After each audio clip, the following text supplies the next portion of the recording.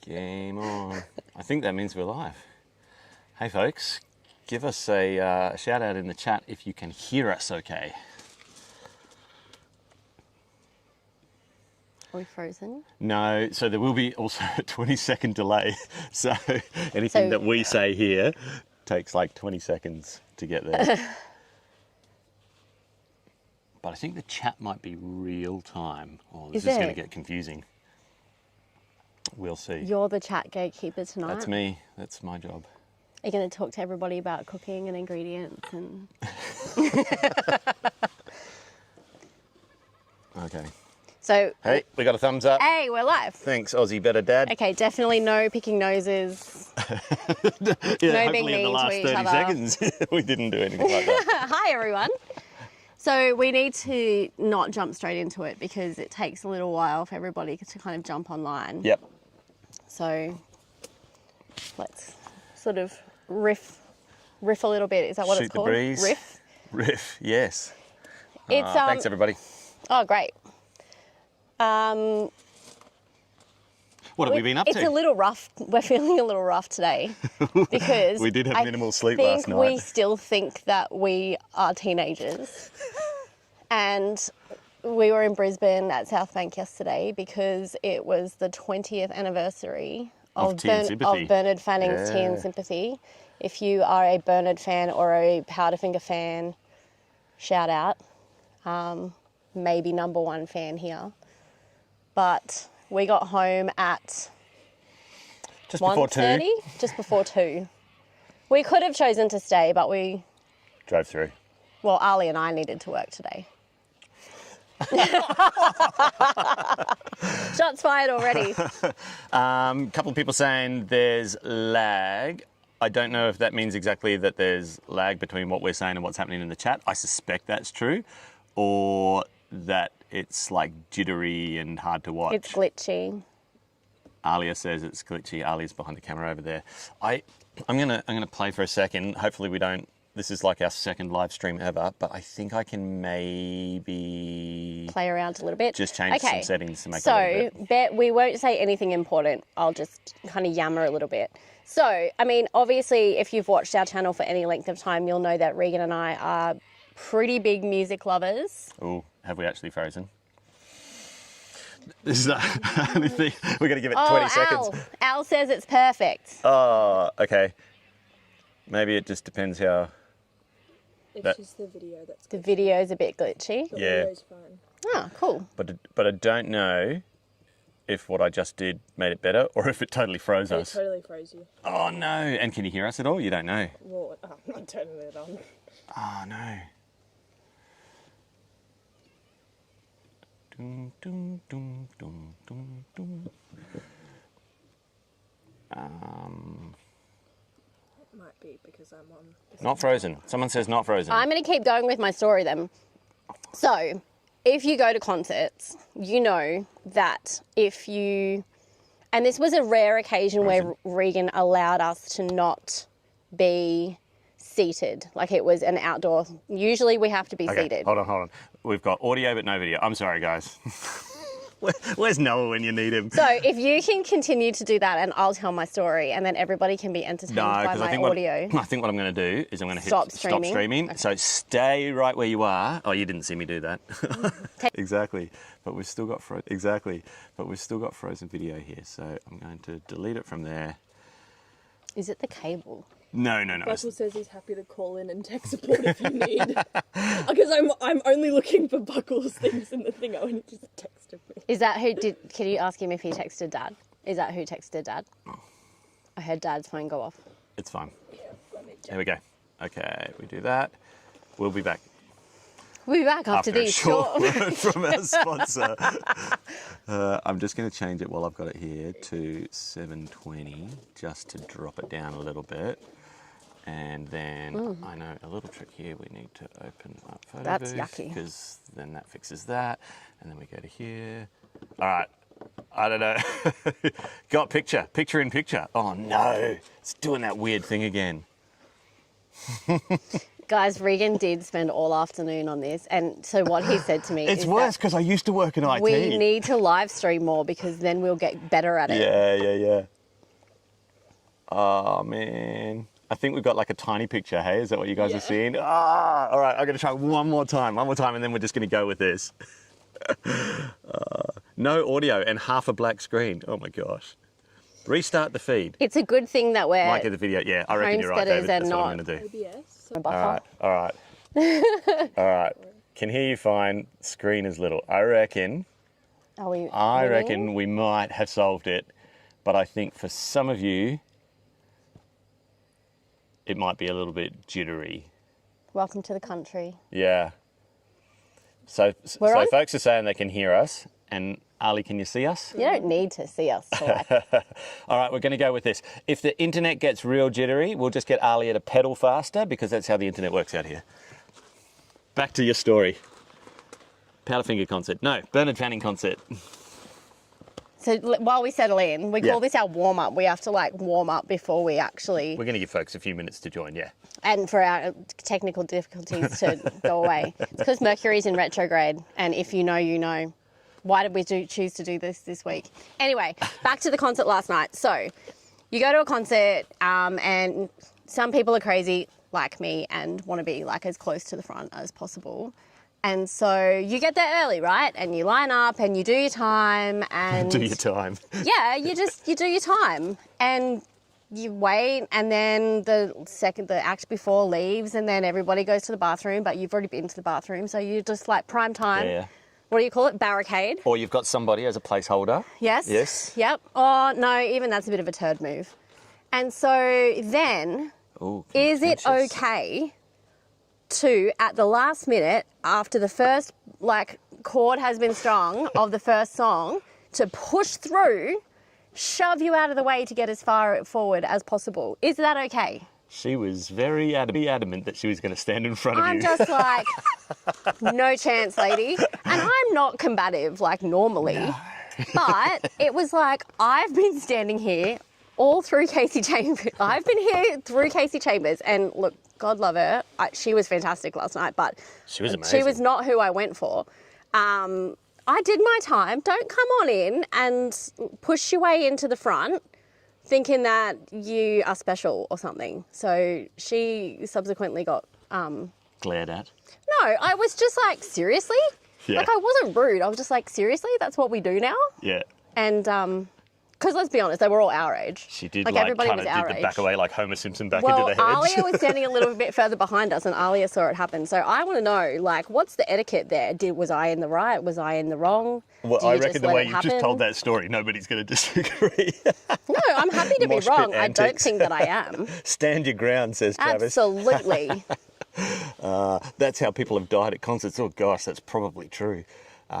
Yeah. Ooh, to be fair, a Bernard concert is a little bit more tame than most. Yeah, we kind of go to the concerts now that everybody's knees hurt and backs hurt if you stand for too long. So everyone's pretty chill. Oh, Leah reckons there's a time and a place. There's a time and a place. What would be the time? What would be the place? You've got to pick your target though, don't you? Alia is the Kirsty's best one not at the target. Oh.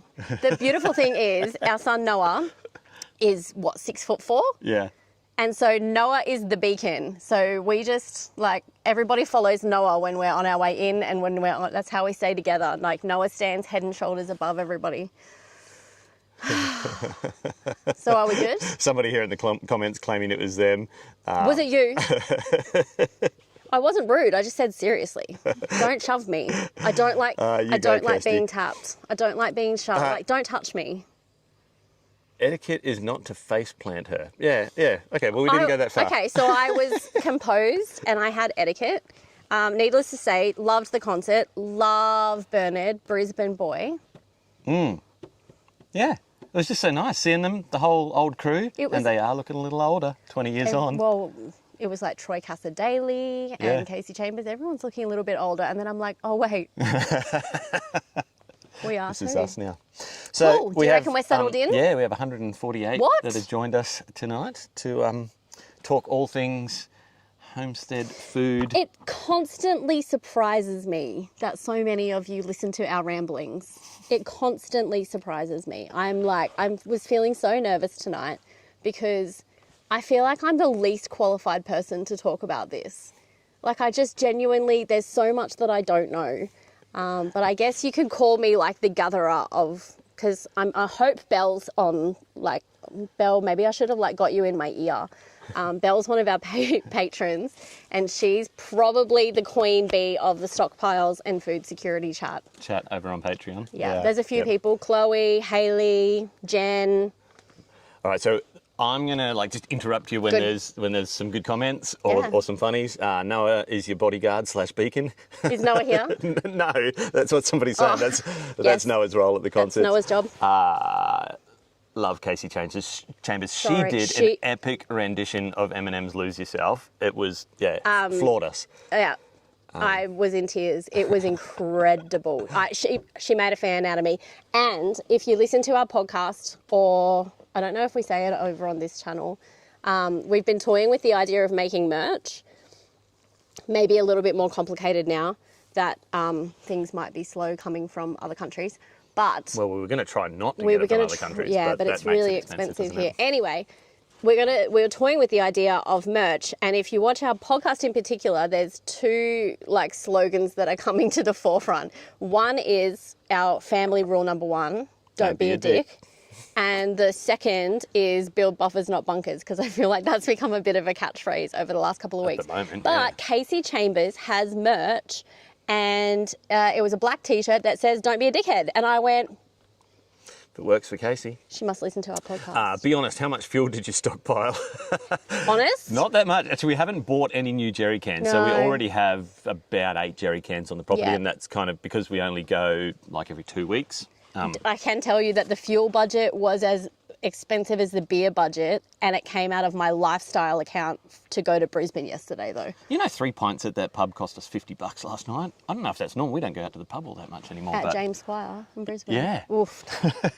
I did see a photo on X, one of the socials today, of some boys, just idiots, drongos.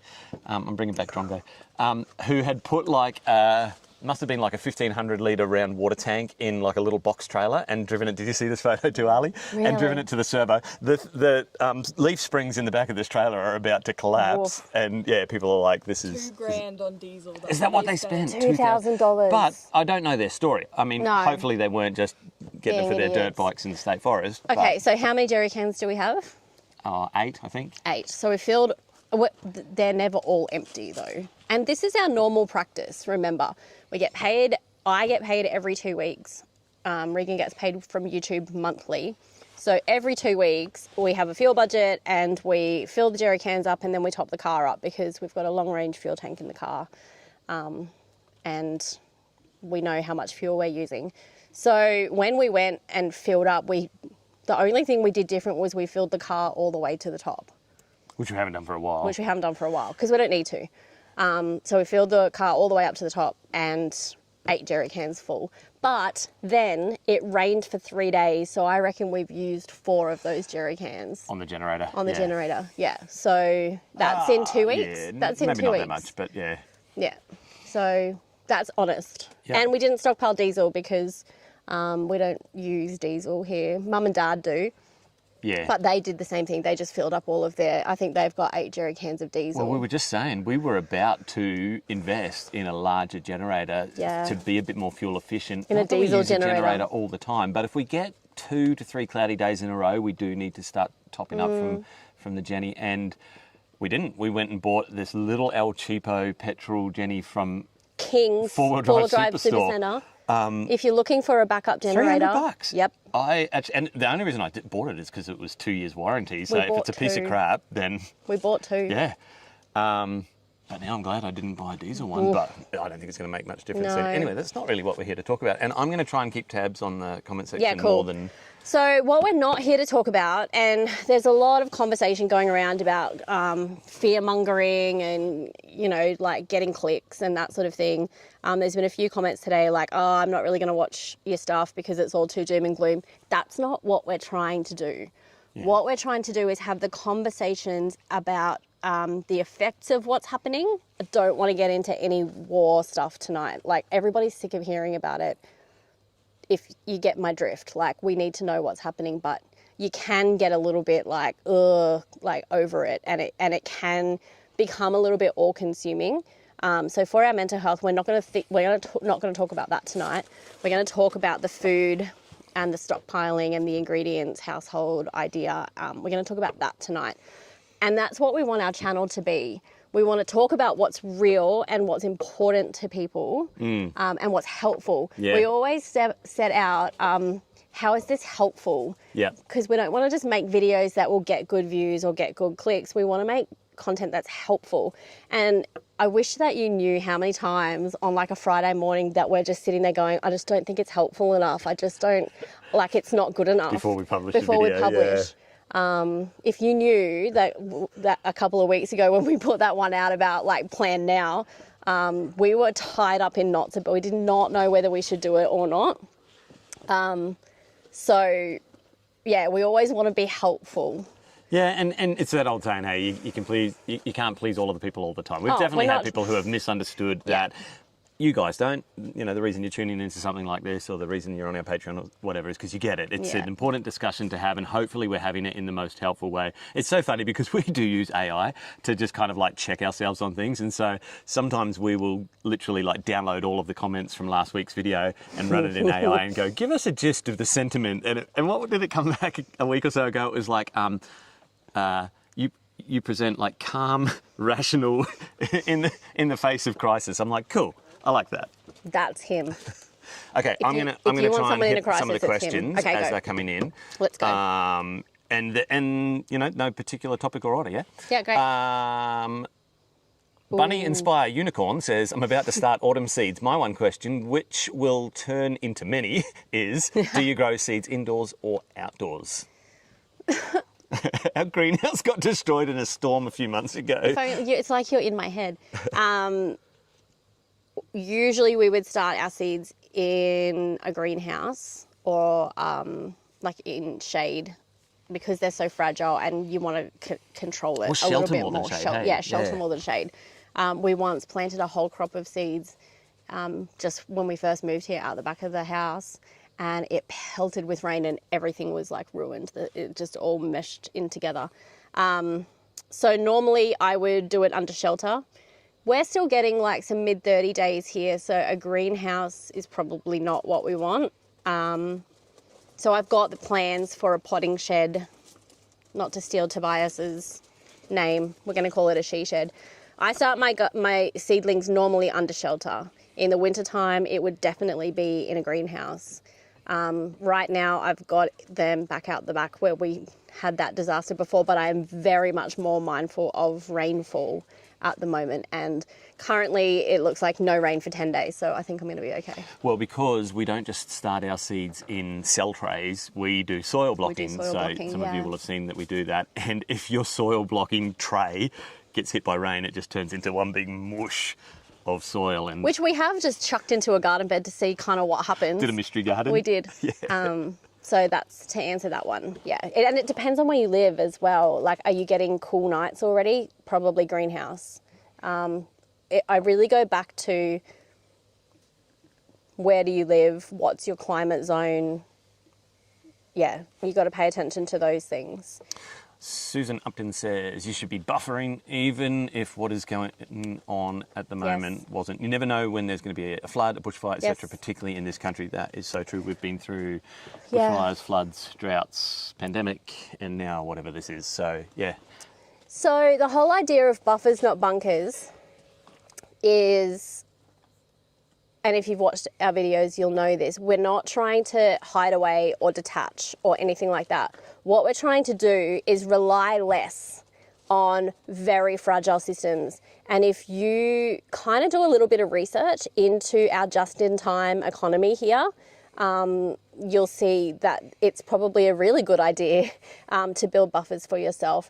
I just think that we have to stop relying on everything else and all of those systems to be available to us whenever it's convenient for us. Like, we have to go back to taking personal responsibility for ourselves.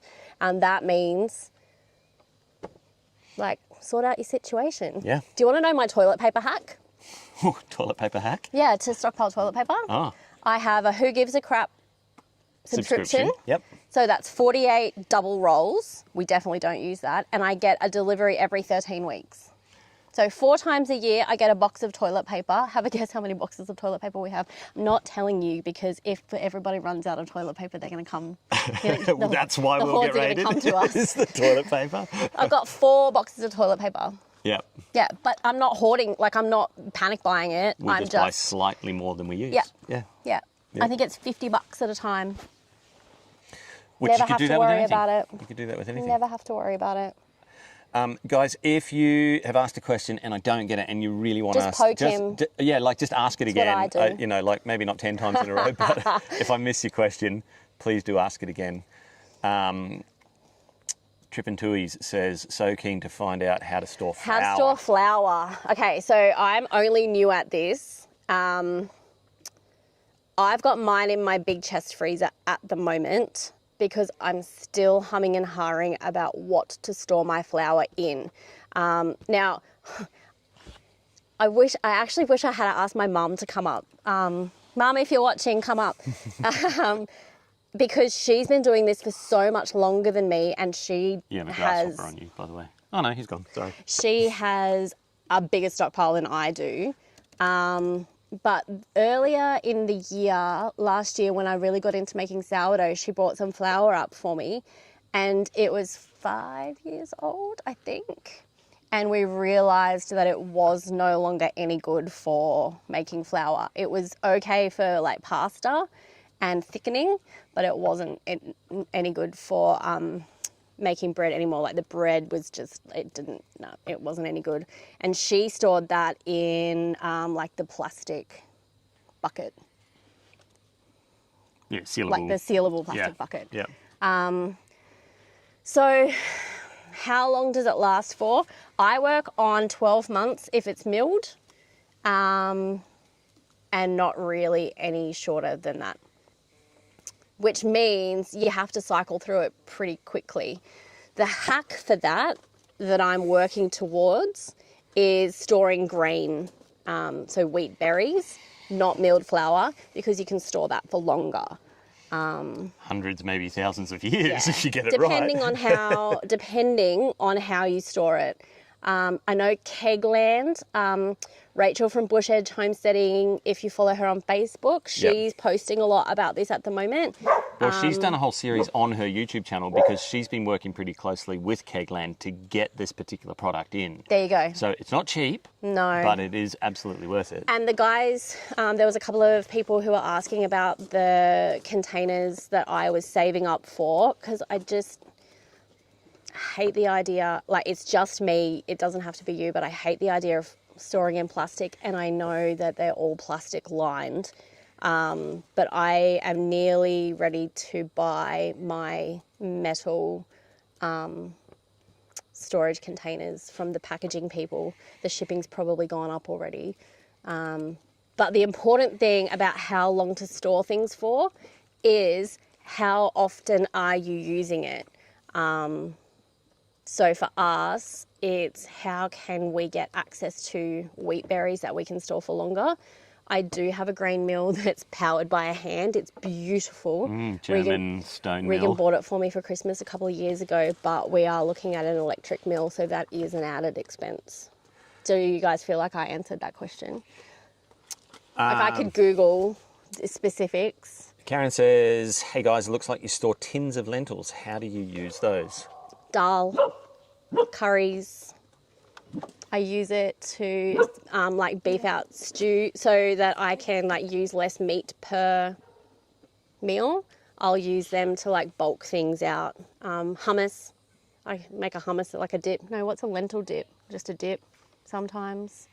I store tins of that stuff because I don't have storage for dried legumes yet. So that's the reason why I buy tins, is because I'm not ready yet for the dried stuff. Once I have the ability to be able to store, like something to store them in, I haven't quite wrapped my head around that part yet. I'll start buying, like I think in the shop that I'm doing this week, I'm going to do 2 kilos of barley so that I can, because it's coming into soup season, so that I can like thicken soups and stuff like that. Does that make sense? Yeah. I'm going to be honest with you. I'm right here in the chat. Are you guys learning are stuff? asking some great questions. I will be watching this back. Is will where you? I'll be doing the learning. Yeah. This is why we joke about not my section.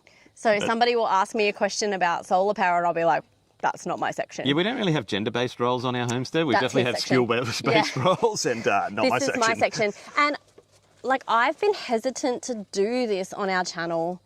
Like it's been like a year and a half since we started making YouTube content. And I haven't really wanted to go into the food side of things just because I feel like there's so many other people who do such a great job. So you guys have kind of bullied me into this. All right, we've got a phone it in question. Oh. This is from Oliver, my nephew.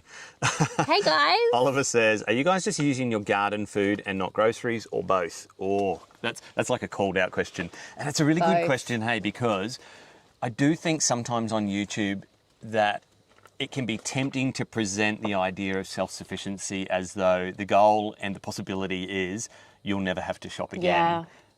But it's probably not realistic. Bloody hard work. You could get real close, I reckon. Yeah, but that will take time. Like in 2 years, we've built 150 square metres of garden beds. That is a beast amount of gardening. A miniature orchard. Yes. Pigs. Yes. Egg chickens. Yes. Now meat chickens, and we're looking towards cows. And what do you reckon in terms of self-sufficiency if you were to put a percentage on it?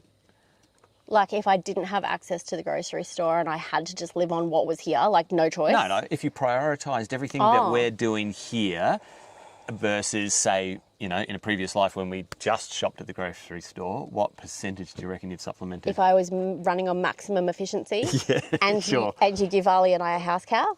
And a house cow. All right, you get a we'd house be cow in this story. 75%. You reckon? Yeah. Oh, okay. And we could grow like wheat. Well, that's the one thing we can't do. We often get asked, why don't you just grow all your own grains or feed for your animals? And because you need three things. Yeah, you need time, you need space, and you need water, and we don't have the water. Our the best calculation we've done is about 1 to 1.5 million, probably 2 million litres of water to grow all the feed we'd need for our livestock. I'm operating from a most important to least important. Like the bullseye is the most important, and then we work our way out in terms of how we expand our homestead, right? Most important is seasonal orchard, because we didn't buy mature trees. So get them in the ground first, get them establishing while you do everything else. Then get the gardens built. And even then, even though we've got however many square meters of gardens we've got, we're still fighting the bloody soil. Like I was in the gardens nearly in tears the other day, just fighting that virgin soil and the pH. So because we were so busy making YouTube content, we didn't make enough compost this year. Yeah. So that's a constant struggle. But to me, that was the next most important. Then it was protein. And then from there, it's like we can do cereal grains, we can do tests. The vineyard goes out there, that's not urgent and important. Yeah. And so once we get these most important things growing... If the worldwide wine supply got cut off, you wouldn't say that wasn't urgent or important. I would lose my two great loves in life. Coffee and wine. Oh, if a worldwide... I was like, wait, what's going to happen?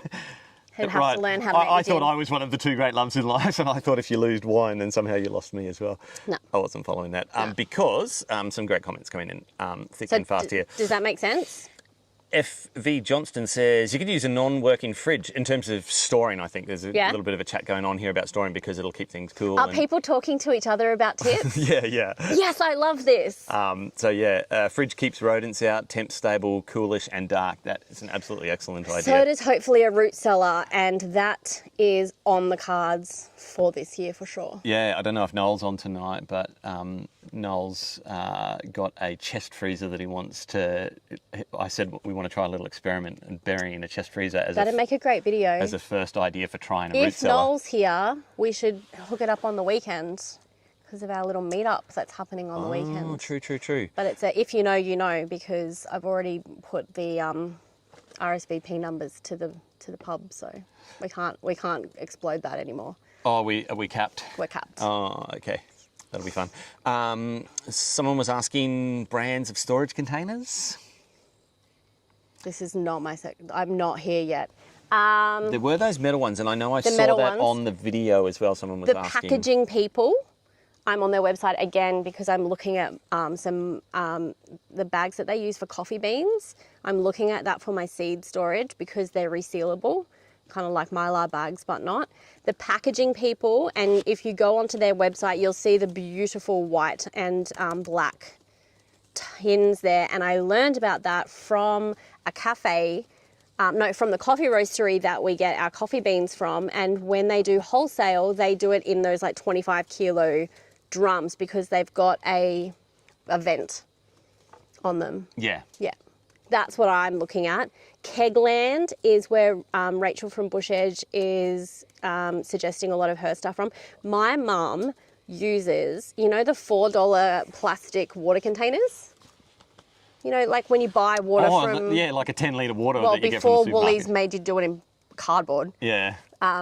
She uses those for a lot of her rice and stuff like that. Yeah. The only thing with plastic, and I know this from storing feed for livestock, is if you do have rodents, they will chew through it. So That's our big... get a barn cat. We have those. But that's our big thing as well, is not losing unnecessarily to the rest of the population here. So that's why we would probably choose to go metal over plastic. So it's going to cost us. It's going to cost me nearly $700 to get what I want.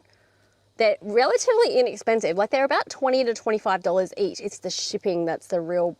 And they've got a massive lifespan on them, right? So it's an investment, but it's a long-term investment. Tianya asks, what's our yearly rainfall? We're in Bodalin? Where is that?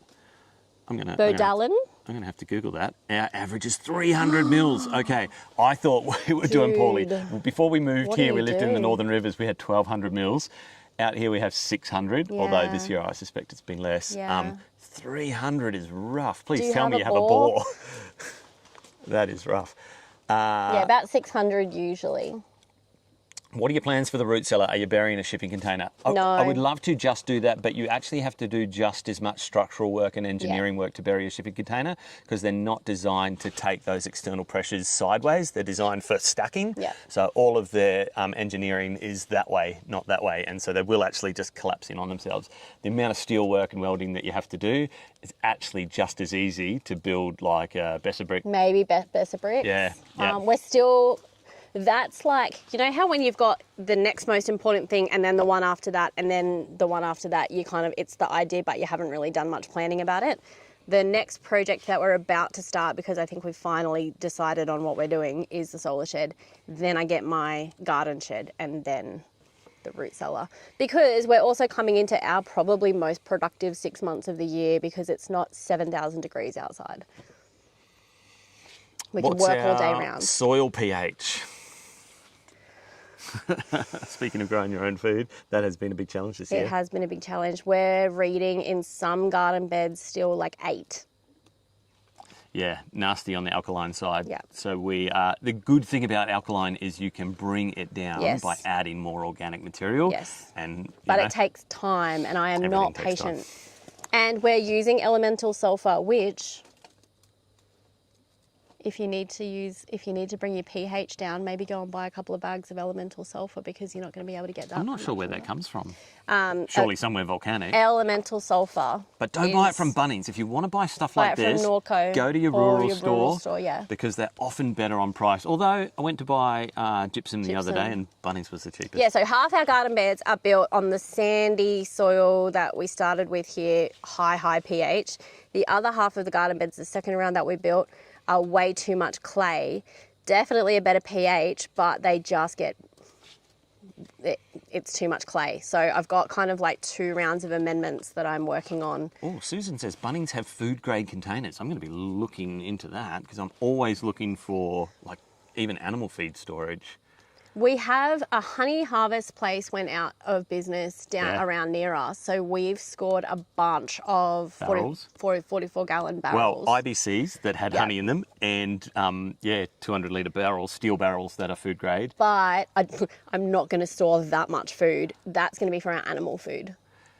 Yeah. So secondhand could work as well. Like if you could get like a half a size one. Yeah, sometimes it pays to be in the right area. Hey, like we went and did a Facebook Marketplace pickup down in Warwick the other day. There was a guy there that had got all apple juice barrels, like steel barrels, because he'd come up from Stanthorpe. So it's like, oh, well, if you can hold apple juice. I love that we use lighting because we have to, but the bugs are crazy. All right, we'll keep the questions going. Emmanuel, hey Emmanuel. Do you guys look into the nutritional ROI when stocking up, like lentils and beans, which offer protein, fibre, shelf life, and reasonably blank canvas for meals? Yes. Leading into this whole idea. Oh, I'm not an expert at all. Okay, so with my meals, I'm always looking for my my protein. I'm always looking for my carbs. I'm always looking for fibre. Do you know that's why smoothies are better than juices? Yeah, because you don't ditch the fibre. Yeah. Yeah. So I'm always definitely looking into that. And that is something that I am uneducated about. Like I wouldn't be able to articulate to you. Does that make sense? Like why or how I make decisions is probably more instinctual. That's definitely something that I'm trying to educate myself on more so that I can articulate it, is looking at, you know, making sure that our nutrition profile is satisfied, and we're looking at like a 2 meal a day. That's another shift that we're trying to make, is a 2 meal a day rather than a 3 meal a day. So making sure we get all of our, and I'm looking into like minerals as well. Where can all of my mineral needs come from? Good soil. That's why I put a pinch of Celtic sea salt into my water. Yeah, I'm looking at the mineral side of things as well, because we're just so deficient in everything. And I want to understand what we need, not just like in general, but as mid-40s. What do we need in order to stay really strong, physically strong, mentally strong? And how can I do that through nutrition rather than relying on supplements? Because what if I can't get supplements? Does that make sense? I don't have any information to give you yet. It's still being inputted. It's a really big topic, but yes, I do very much. Always try for a protein, always try for a carb, always try, like, we try not to eat refined food as much as possible. Definitely, he's the sugar fiend, so the refined sugar is like, I did treat myself to some Ben & Jerry's last night, only because we were in the city. Yeah, I would go honey or maple syrup over. Yeah. But honey, we can, Alia's like. So I try really hard to really limit the refined. Oh, great tip. Old Eskies off of Marketplace for storing. Yeah, that's awesome if they're in good nick. All right, we're going to keep up. Anyway, does that make sense? I waffled a bit because I don't know, but I do consider it, and I am learning about it. This question comes from Liliana. What's your worst weather you've had on the farm? Hope it wasn't too bad. Microburst that destroyed my greenhouse. Yeah, that was a strange one. And then that hailstorm was pretty gnarly. You know, we were so lucky, and just around here, I've noticed all the roofs coming off. Yeah. So everybody's got their insurance payment through, finally.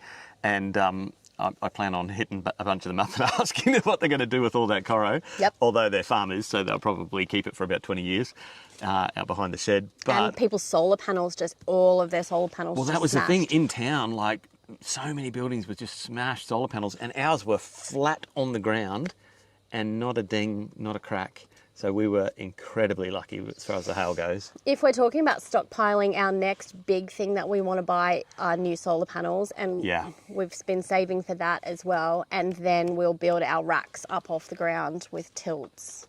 We've been waiting to buy 440-watt solar panels to be able to do that. So Bunnings have these amazing solar panels, we're going to try it. I am yet to find out what's wrong with them. I mean, we're going to try it before we can't get access to them.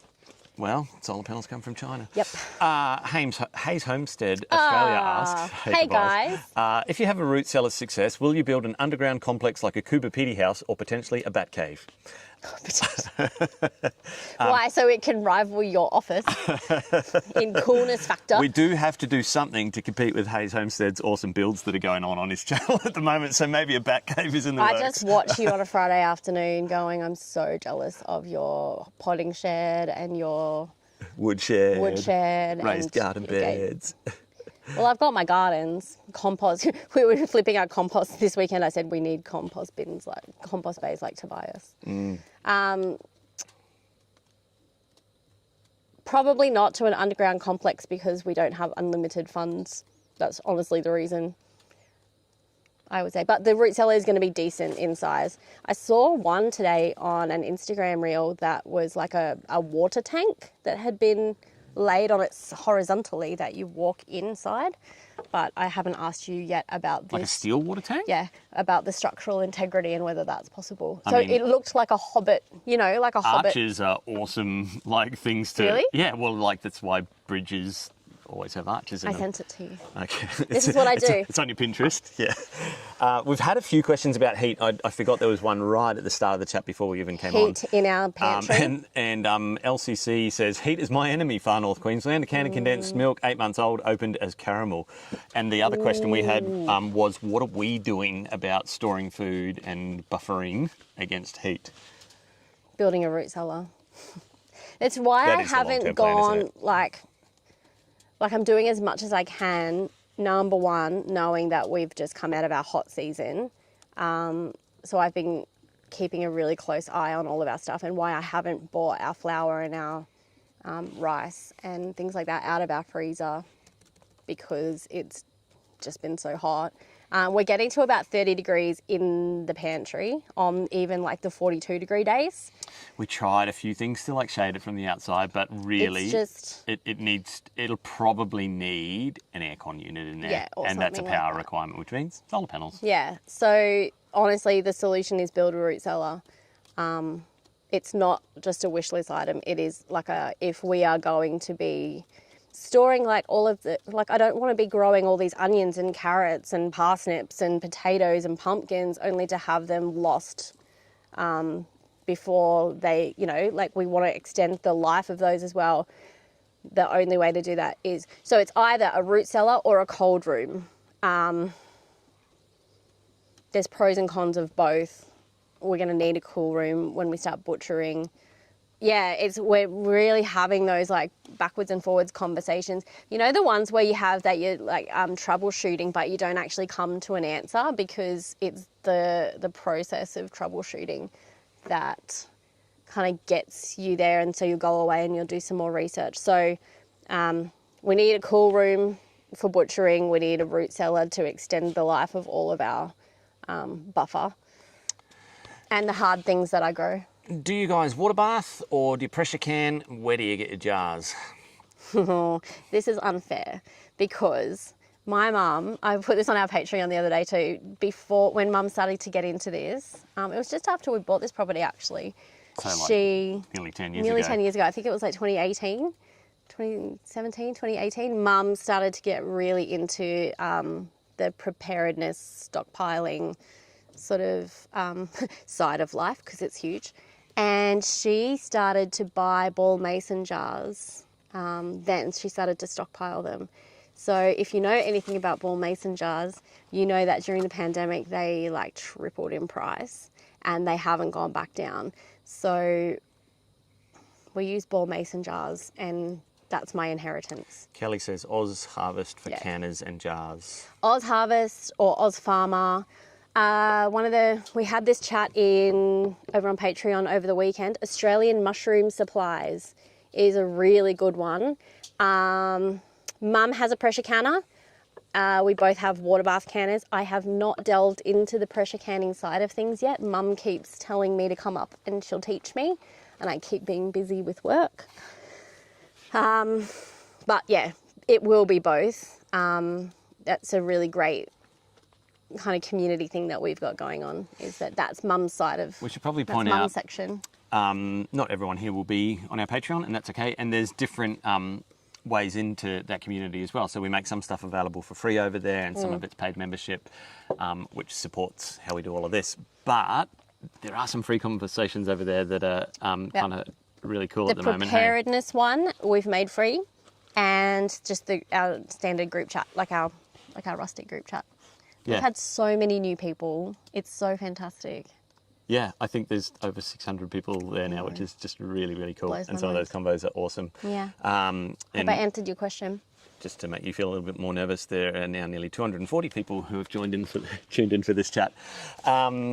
G'day Crochet AU says, I'm in a small unit in Adelaide. I live week to week. Where would you recommend I start? And I love that Trip Intui's came in and said, hey, small unit in Adelaide. I'm in a small unit in Cairns. I started with herbs. Awesome. With growing herbs or with dried herbs? Well, start something. Hey, start anyway. I would start growing herbs. You can make any boring thing better with herbs. I would start with...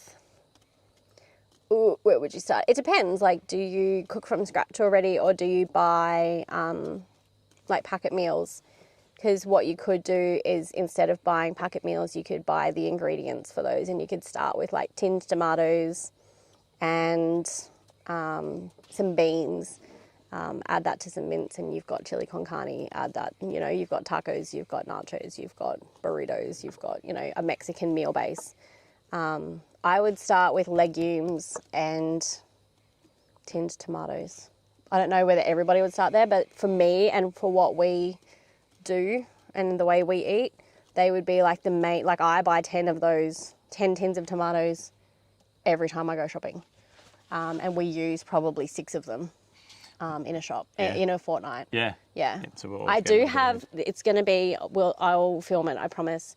I think I've got 18 kilos of tomatoes in the freezer, ready to do my first batch of passata. So, and learn how to preserve it. Awesome. We love raw honey. Have you looked into a route? Oh, okay. I'm a little bit behind on the conversation. We love raw honey too. We have bees. And Regan needs to. I actually meant to say to you today that we need to add bees onto the list, because we need to look in on them. And native bees. Shout out to Buckle, who's on the chat here, who gave me his native bees before he moved overseas. And you know, I'd say thank you, but here he is bragging about how cheap beer is. But mind you, that's Bintang that you're drinking, mate, so I don't know. Isn't it interesting that the price of fuel's gone up as well as the beer tax, amongst other things? But we said we weren't going to talk about that too much tonight. Some great tips in the comments here. Repco for food-grade storage containers. Hey. And free postage, apparently. Hey! How are the Quambies going? Alia, how are the Quambies going? If you have contacted us about Quambies, how many? Over 250 individual I just downloaded inquiries. the report. It's more than that now. We're emailing everybody to be like, okay, we needed to put a bigger system in place. Well, I just needed more Quambies. And we need more Quambies. So the Quambies are going really well. But we did sell out of eggs. So yeah. So we're emailing everybody. We're letting you know. If everything just flicked for a second there, when the Apex split just ran out of power. When the Blue Eddy Apex unit switches on. Yep. It does a little flick. There we go. Yeah.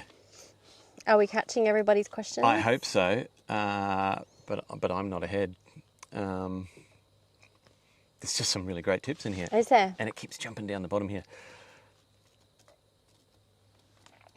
I'm going to let you... What is tax? Shut up, Buckle. What is tax?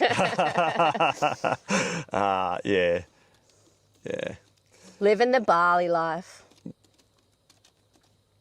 Somebody did say, like, maybe don't start with pressure canning and getting into those, like, really complex things. Just start by, like, getting into staples and storage and...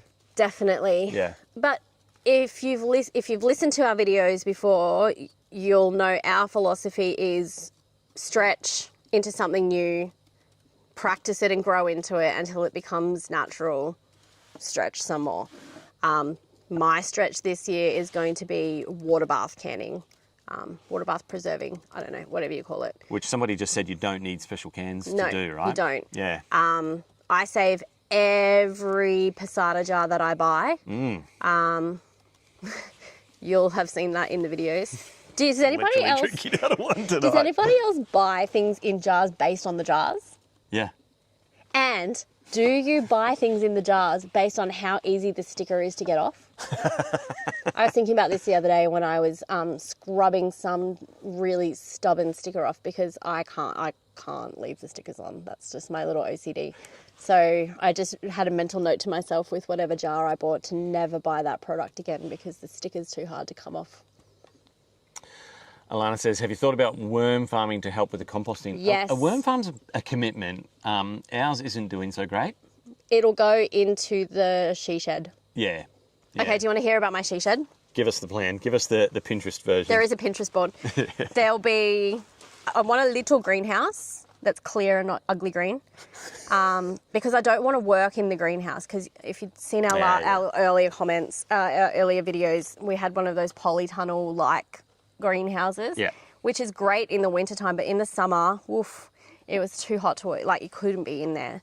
So I want a little greenhouse and like a pole barn, just, it doesn't have to be enclosed, where I'll have a big, like a potting bench, and I've got a big concrete laundry tub, you know, those old school big concrete laundry tubs, like a greenwashing station.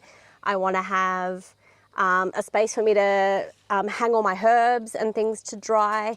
And on one end, there'll be a solar dehydrator so that I can put like tomatoes and things like that there, and I can just use the sunshine to dehydrate things. And then on the other side will be the worm farm undercover. And then beside that will be mega compost bays. Have I forgotten anything? I'm reading comments. That's and it's your plan. all in a I just rustic have to build aesthetic. it. All in a rustic aesthetic. Hayes Homestead Australia says, growing herbs is easy and the best way to jazz up any meal. I use soft herbs by the fistful. Tobias, it sounds like we need some cooking demonstrations on the Hayes Homestead Australia YouTube channel. Maybe we should do another live stream with a chef. Ooh, now there's an idea.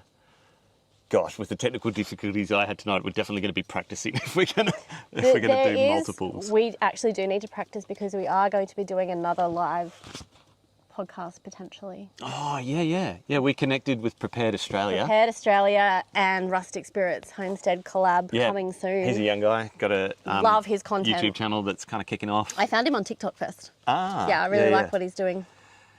Daniel Lindbruggen says, how are your gardens going? That's not funny. Coming from Daniel Liambruggen, who was here when Missy, we haven't even talked about this. I still can't talk about it. Yeah, so the Limbruggans are old friends of ours and came out for the weekend and helped us move some pigs. And Missy decided, okay, I decided it was time to wean the piglets, and it definitely was. And so gave the piglets the more secure enclosure, because you don't want piglets running around everywhere. And Missy's just way too smart.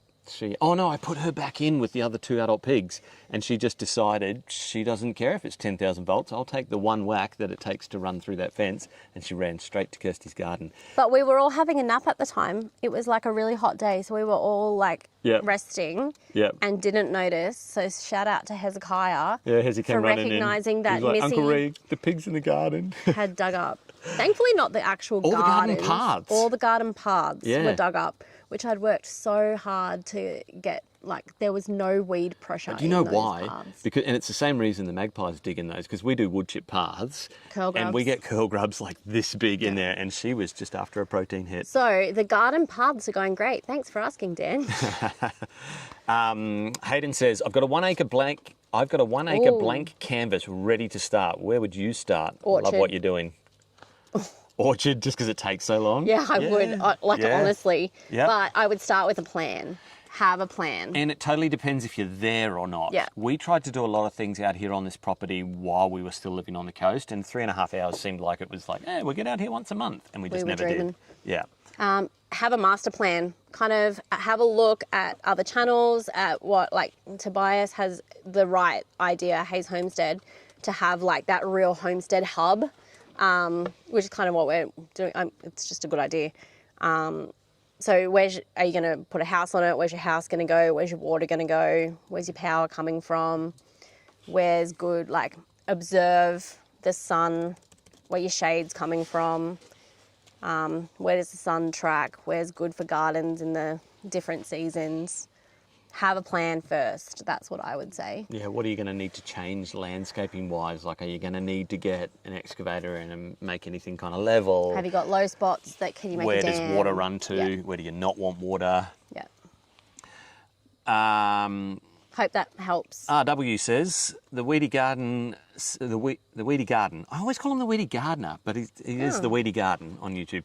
Weedy, as everyone knows him, suggests direct burying greens and scraps directly in the garden. Don't bother about composting. The worms and the fungi and all of that will take care of it. True, with one caveat: if you've got a rodent problem, don't do that. We don't. So again, get a barn cat. That's fine. Yeah, that's a great tip. Especially if you've got a raised bed. If a giant creature just crawls across the screen in a second, there's one of those. No, it's just a little bug. But I know what it's going to look like to everyone who's watching. There it goes. How are we going, fam? We going good? We're going good. Is this helpful? More questions. First video I watched of yours, you said, was learning to do your own meat. Will you do it all, or how will that work? So we've got a little bit of experience there. The last farm that we were lucky enough to kind of run and manage for 7 years, we were able to have a lot of experiences, including working really closely with a home butcher. And so that's where we got into pig farming. Yep. And did that. The only thing I've ever butchered myself has been chickens and one goat from a hunting trip. So we are keen to... Harliet starts laughing. Harley's laughing. She was there for the goat. Trauma. That was when we taught our kids about the circle of life. It sure was. And we did have that goat. That was curry. Tasty. Yeah, yeah. In a curry where you could real slow cook them. And then we had a pet goat at the last farm, and I just don't ever think I'll be able to eat goat ever again because the smell of Tino. For me, the stinkier the food, the better. Oh. Give me blue cheese, give me goat cheese. No, he was pungent. Yeah. So my nephew is a butcher, and he's going to come and help us do our first round of pigs with us in the winter this year.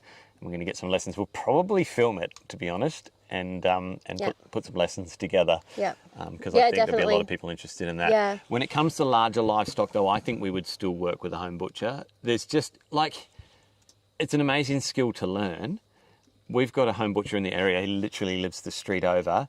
He's $2 a kilo is what he charges. He brings the cold room. Or $90 per lamb. Yep. He does the slaughter. He'll gut and hang it, quarter it and hang it.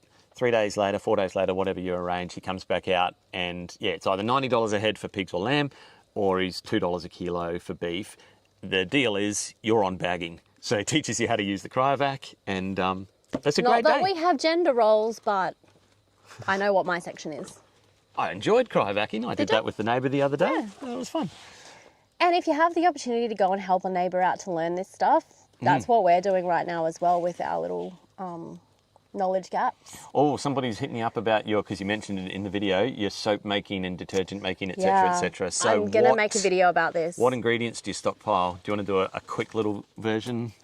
Well, the chat, I keep saying the chat over on the Patreon, it really is like a brain's trust with the stockpiling side of things. I stockpile washing soda, and I'm gonna get that from a pool supplies shop. It's like $30 for 25 kilos. From a pool supply? Yeah. Washing soda? Sodium carbonate, which my mother-in-law also says you can get by baking bicarb soda in the oven for a certain amount of time. Anywho, so you can make it yourself.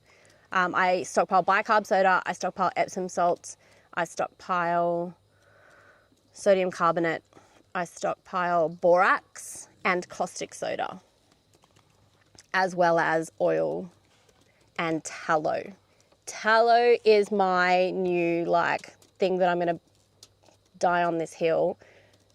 Tallow you can cook in it, you can make soap out of it, you can use it for your moisturizing. There's so many things that you can do with tallow. That's going to be the base of all of my soaps going forward.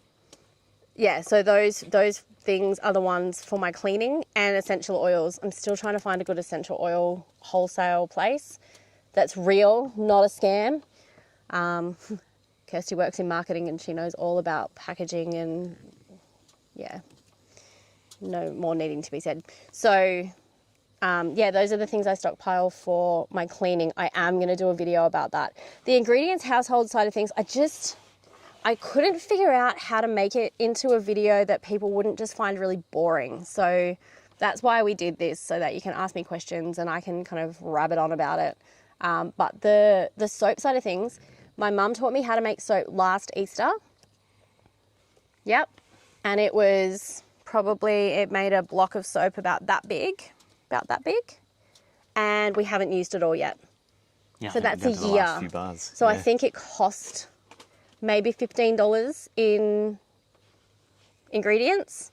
And that's what it doesn't smell, like you can get really fancy with it. I'm really moving away from fragrances and everything like that. And basically anything processed. You can use raw honey as a cleanser for your face. Did you know that? That's what I use now. So yeah, that's what I stockpile for my cleaning side of things. So I can make my washing powder from that.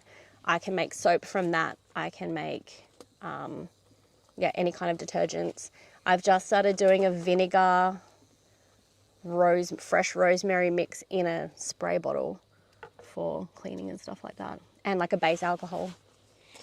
All right, back to gardens. RGL asks, do you have problems with grasshopper plagues? And if so, how do you deal with it? Not plagues really though, hey? We don't really have anything kind of... I've got scale on my orchard, at some of my orchard trees at the moment, so I've just sprayed them. It also depends where you start your garden. Like we're in grain country out here, so I'm not really sure I don't really know much about grains and cereal grains growing, so I'm not sure what their pest problems are. Maybe somebody in the chat might know. But oftentimes, like when we were in the Northern Rivers, for example, where there is a lot of greens growing and kind of that like market garden type stuff, the pest pressure is harder. We really haven't had it out here, have we? Not grasshoppers. And we try to stay pretty natural with our pest. No, we haven't even really had to use it. Scale. No, What are you using for scale? Olive oil mixed with dishwashing detergent and water. And it apparently suffocates them. I've only just sprayed it on there, so we'll see what happens. The olive tree's not looking like it's super happy about what I did to it, but Alana says, I'd love to see a live with you guys and Mark from Self-sufficiency. That would be fun. Do you reckon we should try and key it up? Do you reckon we should? Do you reckon he would say yes? I was thinking of hitting them up for a podcast, so that would be fun. That could be fun. Yeah. Mark visited us back when we were farming pigs, and he was very jealous because he said he always wanted to do pigs, but he's definitely got his... Maybe we'll have to wait until... Oh no, we're not allowed to share it. Don't worry about me. Oh, yeah, that's right.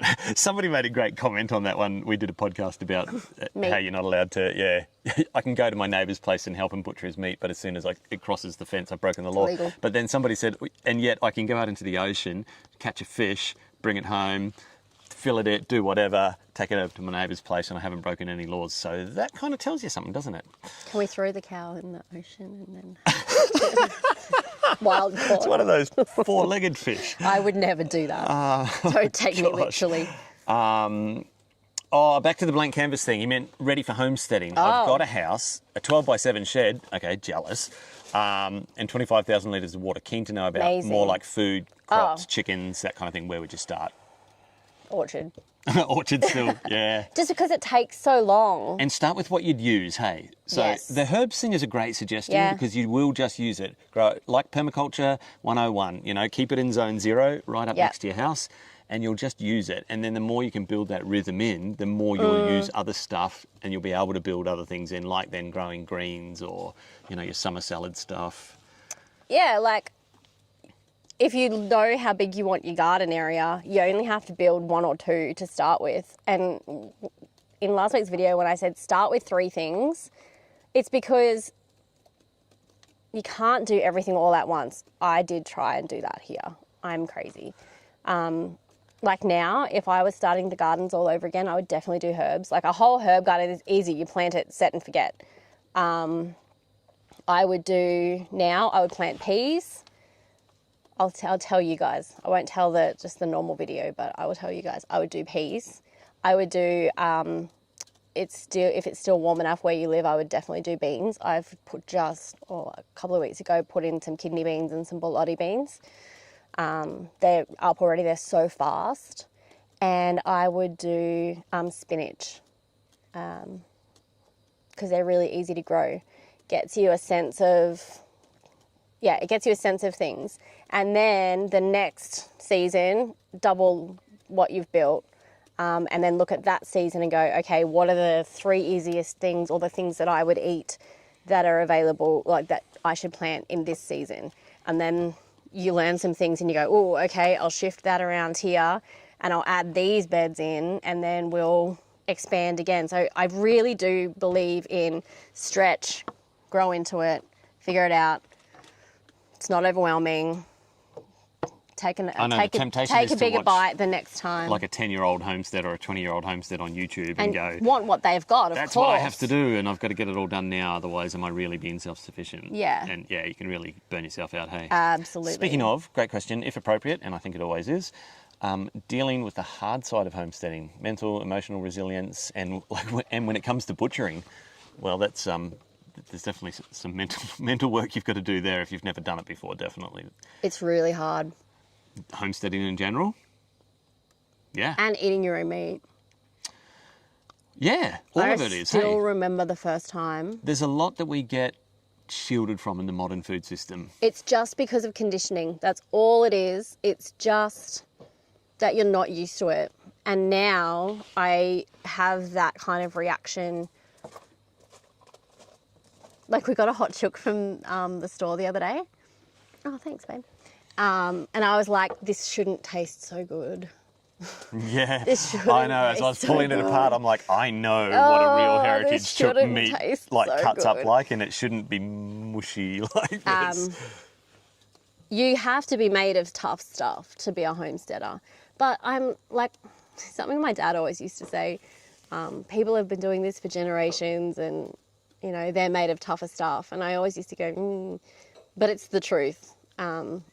You find your strong constitution and, yeah, you have to deal with some stuff and you have to deal with your own mental barriers and your expectations, and what you've learned is, you know, how things should be, how slow things are versus how fast you think it should be. And then the temptation to go, well, I'm going to add the modern conveniences to things that should take a long time in order to speed it up because that means I'm successful. Yeah, you have to wrestle with yourself. But once you've done that, you come to a pretty peaceful place, I think. Would you say? We have definitely... You've got to do the work. The first 2 years were really rough living out here. Thanks, babe. Oh, thank you. It's pomegranates in her water, in case you wanted to know. I'm eating my first pomegranates. Homegrown pomegranates. It just did look a bit like, I don't know, oats or something. In my gin. It's not water. Oh. I'm drinking gin. I've got iced tea and you've got gin. All right. Yeah, so yeah, you have to kind of resolve that that's what you want to. If you want to be a homesteader because you think it's going to be the easy life, don't believe Pinterest. It is not. Don't believe Instagram. Don't believe those homesteaders on YouTube. It's better. Of course. It is a better life. You can't communicate some of those aspects of it in the same way that you can't really like show like the stuff that you've got to deal with. Yeah, distance and yep. Sometimes it's really hard. Sometimes we want to quit. Sometimes we want to quit on each other. But we decide not to. It's well worth it though. Yes. How did you get away, Kelly says, how did you get away from using store-bought sauces and jams, etc.? Hello from NZ. Hey, Kelly. I still buy sauces. But you also make your... It's one of those things that you're layering on, isn't it? Like in terms of making things. Okay, so let's talk spaghetti bolognese, right? I don't buy the jarred stuff. I buy tin tomatoes. I've always got tin tomatoes, tomato paste, passata, beef stock. So instead of pouring the jar in, mixing it and serving it up, I add all of those ingredients, some red wine, and my own herbs. That is a far superior product to the jar. And I know that 100% of those ingredients are like, and I buy passata and things like that based on the ingredients as well. 100% tomatoes. Coconut cream is the worst. It's more expensive, but buy like the 100% stuff. So then you know you're eating the whole food. You're eating the actual item, not laced with other things and preservatives and things like that. Yeah, I go back to what I said in the video on Friday. Look at the packet, the packaged item, look at the ingredients. It's so easy. I only just learned how to make lamb ragu. And you just Google it. Lamb ragu is, look through the recipe that you choose and you go, oh yeah, I feel like I could give that a crack. You look at the ingredients and you realise how simple the ingredients are, and then just replicate that. So I just did it one meal at a time. That's how I learned how to make curried sausages. That's how I learned how to make savoury mince. And then you start to learn the fundamentals of, if I start with, extra water and I add salt and I reduce it down, it's less watery, but the flavour profile is more intense. And so it tastes better. You start to learn by experience those things. And thankfully I've had chefs that have taught me that as well. So that's probably my answer to that. Couple of quick ones. Start with a packaged sauce. Replicate it. That includes like your Canton stuff as well. That's just made up of other sauces. Yeah. My next one to tackle is making my own curry paste. Oof. From my own ingredients. Some quick ones. Effie says, biogas digester for cooking gas. Watch this space. Yes. We're working with someone. Yeah, we might end up working with some real innovative couple of Aussies who are looking at that whole system and going, we think we can make that better. Like a household easier. System. Yeah, and one where you don't have a big old stinky black bag in your backyard. So, yeah, we're talking to some people about that because that's a really cool idea. Good morning from Great Britain. Oh, wow. Hey, hello. Healing Strategies. Alana says it's only illegal if you get caught. I presume that means working with your neighbours and butchering animals and that. Yep, I'm just going to leave that in the comment section right there. Coinda Homestead, hey Noel. We have our herbs amongst our ornamentals around the house. That's exactly right. Do you know why that's a good idea? Because anything that's more aromatic is good for pest repellent. Rosemary, oregano, marigold, yeah. lavender. Yep.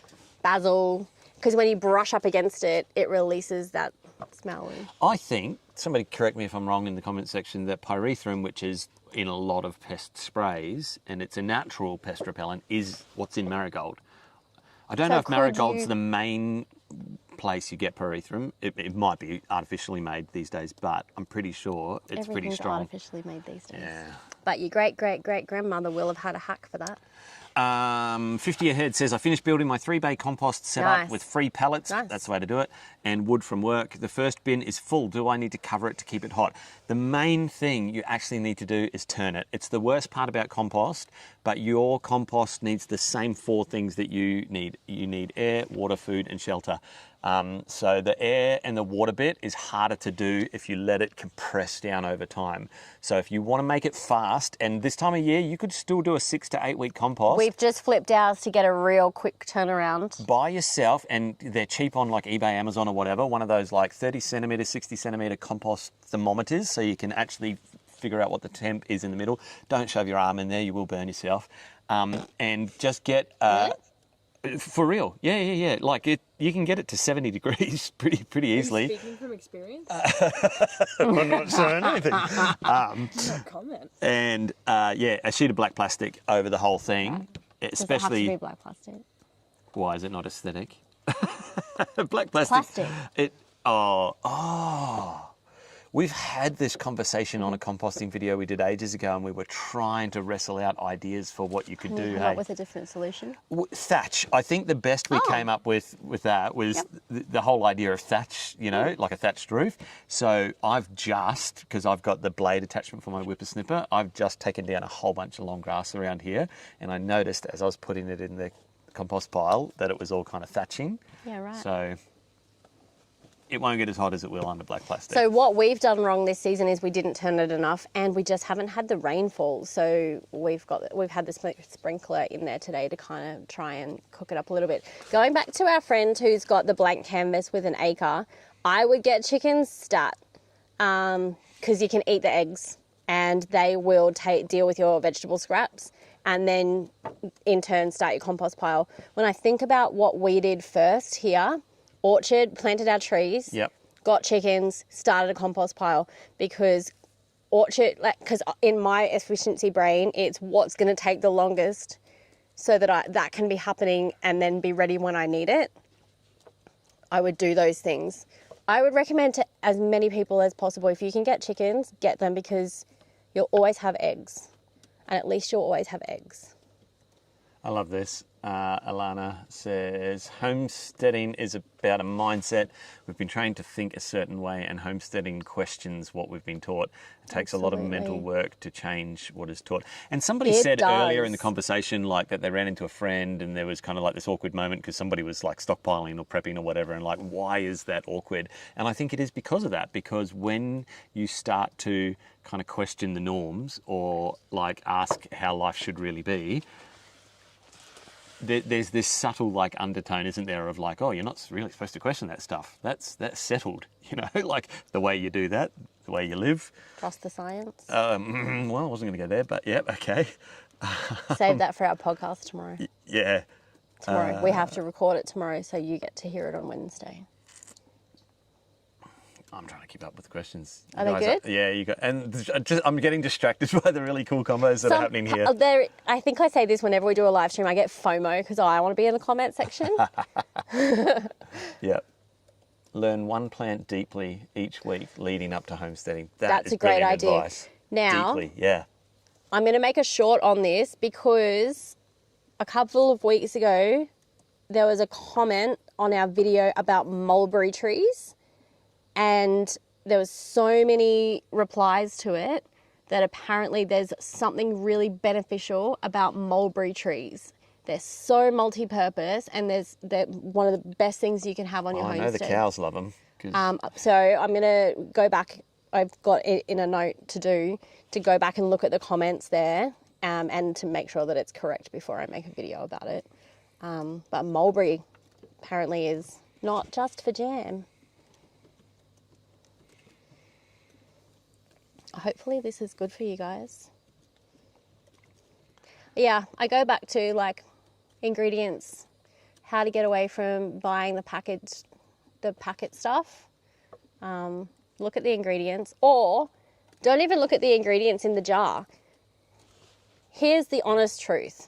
I reckon you've got maximum 10 meals on your rotation, especially if you're a mum. You've got 10 things, maybe 14 that you make semi-regularly. If I was to tell Alia that we were having tuna monet for dinner, look, eye rolls. What about green curry? Chicken green curry. Easiest meal in the world to make. Really good for you. Can you not do that right next to the microphone? She's like, I'm sick of eating them. You really only, like, we're just creatures of habit. There's the same things that you cycle all of the time. Find out what your favourite meals are. Start with one meal that you might use packaged food for and go, okay, I'm going to make that once a week for the next 4 weeks, and I'm going to try out different recipes for it. I can still remember the meal that I made for my high school home economics exam, because I had to cook it from scratch. And so I practiced and practiced and practiced and practiced. I would never eat it again because I ate it way too much in my life. But I can still remember that because it just became second nature. What would ours be? Alia, help me out. Green curry whenever you're not home. I go a red curry, a green curry, a massaman beef. I would go a strog. Go to easy meals. Tuna stroganoff. Tuna mornay is Noah and JJ's, well, especially Noah's favourite. Yeah. Goulash. Oh, man. Ragu is on the roster now for sure. Winter food. Now that we've got some chops and stuff in the freezer, meat and veg still, like a steak with a mushroom. A totally legit butcher. Steak with a mushroom sauce, mashed potatoes. Chrysanthemum is the flower for natural pyrethrum. I think it's in a few, but yeah, I might have been wrong on the marigold thing. What are our other meals that we have on our rotation? Cowboy salad. Enchiladas. Enchiladas are new on anything Mexican. So normally once a week I'll do a big chili con carne mix with like 5 different kinds of beans and mince and all of the good stuff. And that's what the kids can take for lunches. They can do A burrito bowl is Alia's choice. Burritos, nachos, soft shell tacos. That's like the big staple kind of lunch with some brown rice. Okay, some more questions? Yeah, cool. Hope that helps. Leah's Little Patch of Paradise says, just make sure your grass clippings don't have seed heads on them or you'll have seeds in your compost. True, and I probably didn't fully get to the end of the point about covering your compost and letting it cook. Like the point is, keep it hot for as long as you can, and then when it, like if you're watering it, airing, like fluffing it up, turning it, and then it starts to cool down, well then it's done its job, and by then it will have broken down. With the heat, you will actually destroy a lot in there, and that's a great part of doing hot compost, is you'll destroy a lot of nasties in there in terms of bacteria, and you can destroy some seeds as well. But good, just general advice, try not to let any seed heads into your compost. Do you know what we're never going to have to buy seeds for again? Marigolds, zinnias, borage. Yeah, zinnias, they're just coming up in the garden paths now, aren't they? Self-seeding. Okay, great question from Calendula. Brody. If you can't afford big property in today's market, and fair question, what do you suggest to do to get something? Looking at half an acre. Our first, what we call our first homestead, it was probably about that. Hey, like it was an acre and a half, but the back half was unusable scrub, and it was about that steep. So the area that we started learning about food, about growing we started food. in that little place in Burleigh on the canal. Yep, where we weren't allowed to grow with food. the awful neighbours that didn't like us growing food in their Speaking hedges. of growing things amongst your ornamentals, we just hid all of our veggies in amongst all the agave bushes and crappy ornamentals that they made you grow there. We did. That's where we learned. Yeah. That's what made us move out. Guerrilla to gardeners, we called ourselves. We were toying with this idea for a video this week about if you can't buy property, what can you do? Which, yeah, and because somebody else... Because that's a big question that we get all the time. Yeah. What can we do? There was another question in there too about property. Because I don't just want to be like, oh, the world is uncertain, you should start a homestead. I'm just so fully aware that that is actually an unhelpful thing to say. You need to buy land. That's not possible for so many people. Yep. So that's why that's not our our advice, because if you can and you want to, sure, only do it if you want to. Don't do it because you feel like you have to, because it will get on top of you quickly. Yeah. But there are things that you can do. Half an acre, you'll be able to do heaps because you get efficient. That's the thing. It's all about efficiency. It's not about necessarily having the space. We use all of this space because we can. It's here. But if you don't have a lot of space, it's like IKEA gardens. You know, everything gets more efficient. So maybe you look at hydroponics for your greens and stuff, because that's a tower and that's an efficient use of space. Yeah. Efficiency. If you're going to go small, you can be real efficient. And then what do you classify as a homestead? I do think that first little 400 square metre block where we worked out we had like 28 square metres of garden beds, that was our first homestead. Yeah. It was tiny, you wouldn't say so. We didn't have livestock, we weren't allowed. But that was where we started to do the learning part of it, right? And study nutrition and I would watch everything that Curtis Stone or Jean-Baptiste Fortier. That's where we fell into love with Justin Rhodes. Yeah, Justin Rhodes. Like all of these guys were just putting out, and still are, amazing content. So a homestead is not based on the size of the block. It's the mindset. It definitely is. Going back to that comment, it is that mindset. Then maybe we would I said to Regan today, because normally on a Monday it's like, okay, what's the Friday video? We don't try and make batch content because I like that we're able to sort of respond to, be responsive.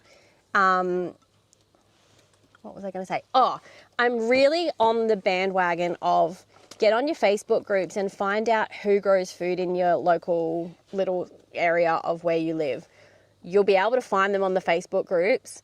And then if you don't have enough room to have, say, chickens or bees, but other people do, and you can do things that you can swap with them, I reckon in urban contexts now, that's going to be the way to go. Yeah. If you can't have access to something, there's someone that is within a distance of you that does have it. And this community, we want to share. Yeah. We believe in it. That's what homesteaders And I do. truly think that the Facebook groups, because I understand that it's a huge barrier, the Facebook groups or the farmers markets might be the ways that you can find those people.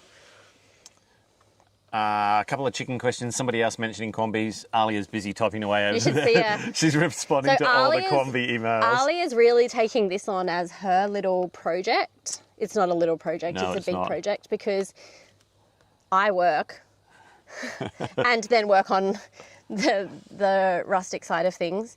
And Regan does all of our editing and everything like that. So we're all a little bit, it's turning into a bit of a family business side of things. Yeah.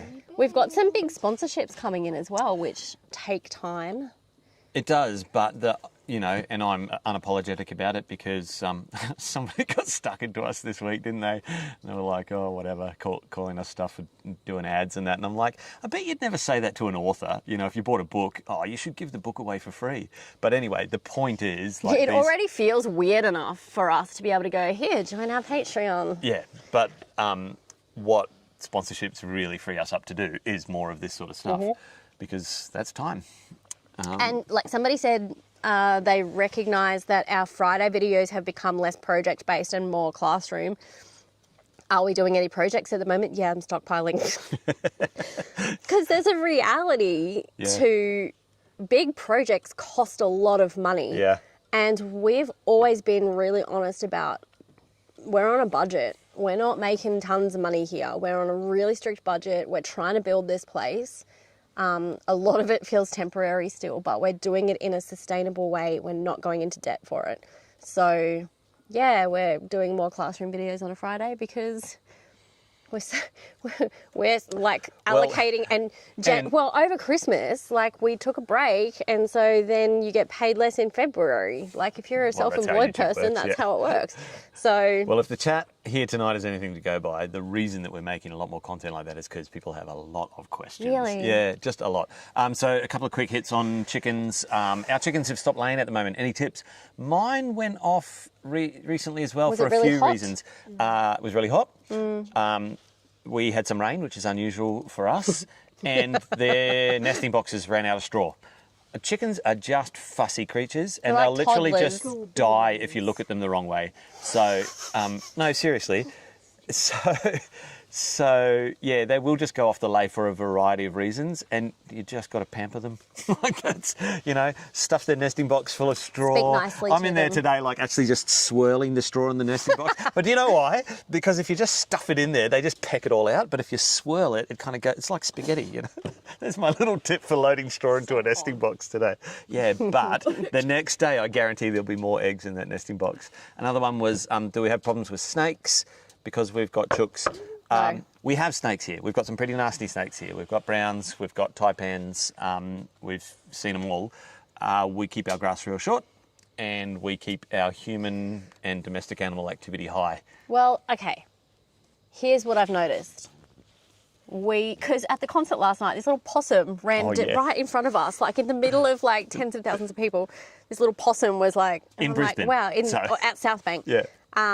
We have noticed less of that kind of neighbour, inhabitant, than we did when we lived in the city. I had more problems with snakes, more problems with possums, more problems with rats and rodents when we lived in the city than we did, think of Bonogan. Bush turkeys were eating our sweet potatoes. Yeah, that's right. Possums were decimating everything. Yeah. I saw more snakes there than I have here. I think even it's in more concentrated. And out there was kind of semi-rural and that, but the problem is the more streets you have, the more houses you have, the more of these unnatural pathways and channels you create that force wildlife to kind of have to go into your zones. Out here, it's like they avoid you. They don't want to be near you. Yeah. So if even you can... we know there's a fox, we know there's wild pigs. Even like the wallabies, I was looking at like one just going across the driveway just before. They just don't. But there's space here. So I think the more concentrated the population, the more of an issue it becomes, I feel.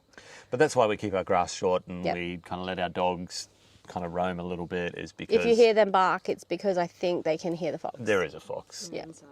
Oh, Alia put them inside. If you could get any one piece of machinery, what would you choose? I.e. a tractor, excavator, skid steer, etc. Everything. No, what is it? It's an excavator. But it really depends on where your property, what stage your property's at. If you've bought a setup and it's got the house and the driveways have been done and the drainage has been done and you're not having to bury a whole lot of like poly pipe Get a or tractor. electrical, or then skip excavator and just go straight to tractor. There's way more machinery that you can, Alice, like she misses her tractor. There's a lot more implements that you can put on a tractor. There's a lot you can put on an excavator. I am desperate for a little, just even a 2-ton, but a 5-ton excavator. There's so many projects I'd want to do. Maybe next year. Yeah. Maybe next year. Maybe we get sponsored by Kubota. No. But yeah, an excavator would be super helpful. And you can even put a slasher deck on them. You can put an auger on them. You've got a blade. But yeah, then... But what does that run on? That runs on diesel. Yeah. If I had to pick 2, tractor and a skid steer would be just super helpful. I think I would, I would have a tractor and a skid steer. But if I could only do one, Nope. no. Do you want machinery? You're welcome to weigh in. A grain mill? Yeah, that's right. All right, and I'm not caught up on questions. Quick, just ask me one so that you can... A lot of mice with chickens, rodents, and chickens and that sort of thing. Yeah. Well, again, we've got barn cats. I have cats which keep the rats out of the chickens for us. Yeah, it's just, we noticed it out here living in grain country. When the harvest happens, it is just mice city. Yep. But not in our house. Not in our house. Regan gets his new glasses on Wednesday. Look at him. Look at how... I'm so sick of looking through this little part of the lens. Mulberry trees are great. Would you guys consider producing some online learning resources? Yes. Yeah, we are considering it. We're thinking of it. There's some things that... Okay, I'm going to ramble a little bit so that you can find the next question. you.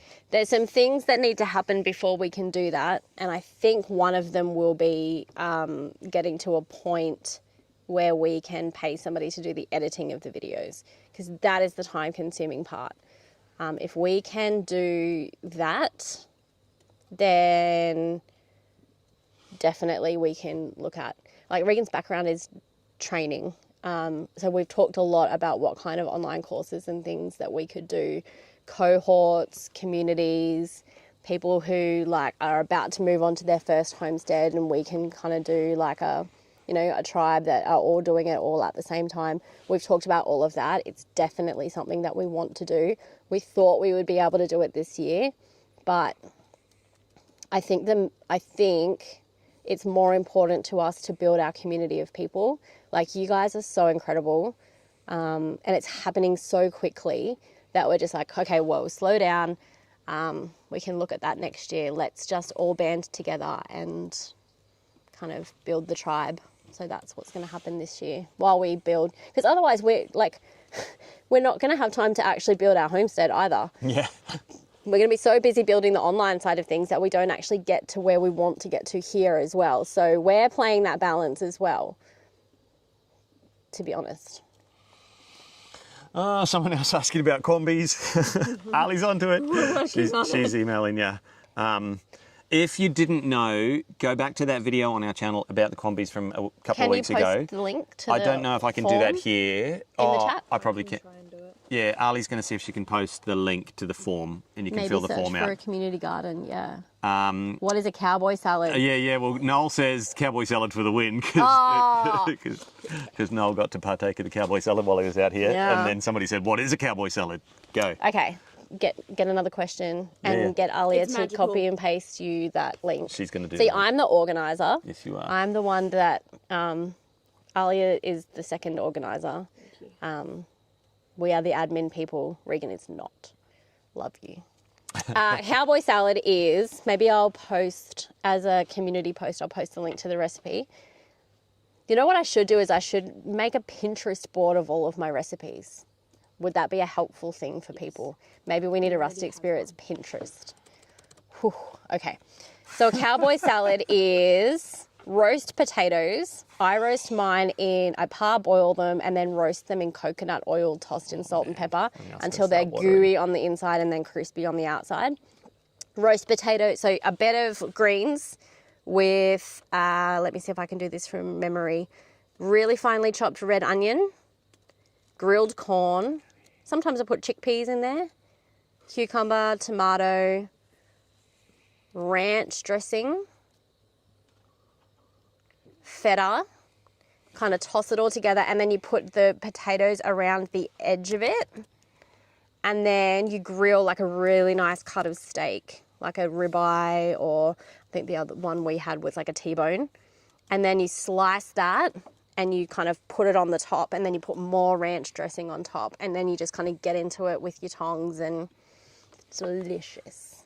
But you have to like season, it's like a Texas barbecue kind of seasoning. Here's another tip about being an ingredients house. You can buy blends of spices, yeah? Or you can buy the individual ingredients for the spices and make your own blends.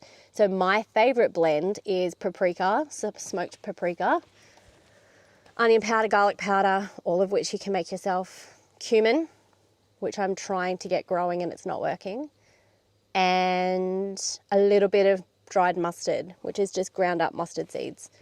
And then you rub that on your steak with some salt and pepper, grill that, and then put that on top.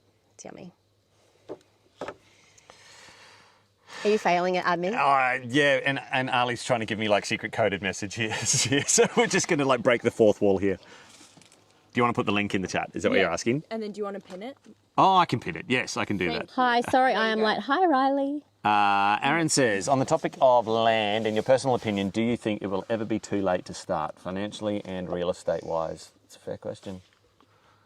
No, I don't. I don't think it'll ever be too late to start. It depends on how you think as well. Like, this isn't just a me answer to the question. We're thinking generationally with this land. This isn't just, that's why my mum and dad and Regan and I went in together, because it's for our kids. Yeah, so if you're thinking that way, then no, it's not too late. My mum and dad are approaching 70. Yep. Yeah, and they're still cracking along just nicely.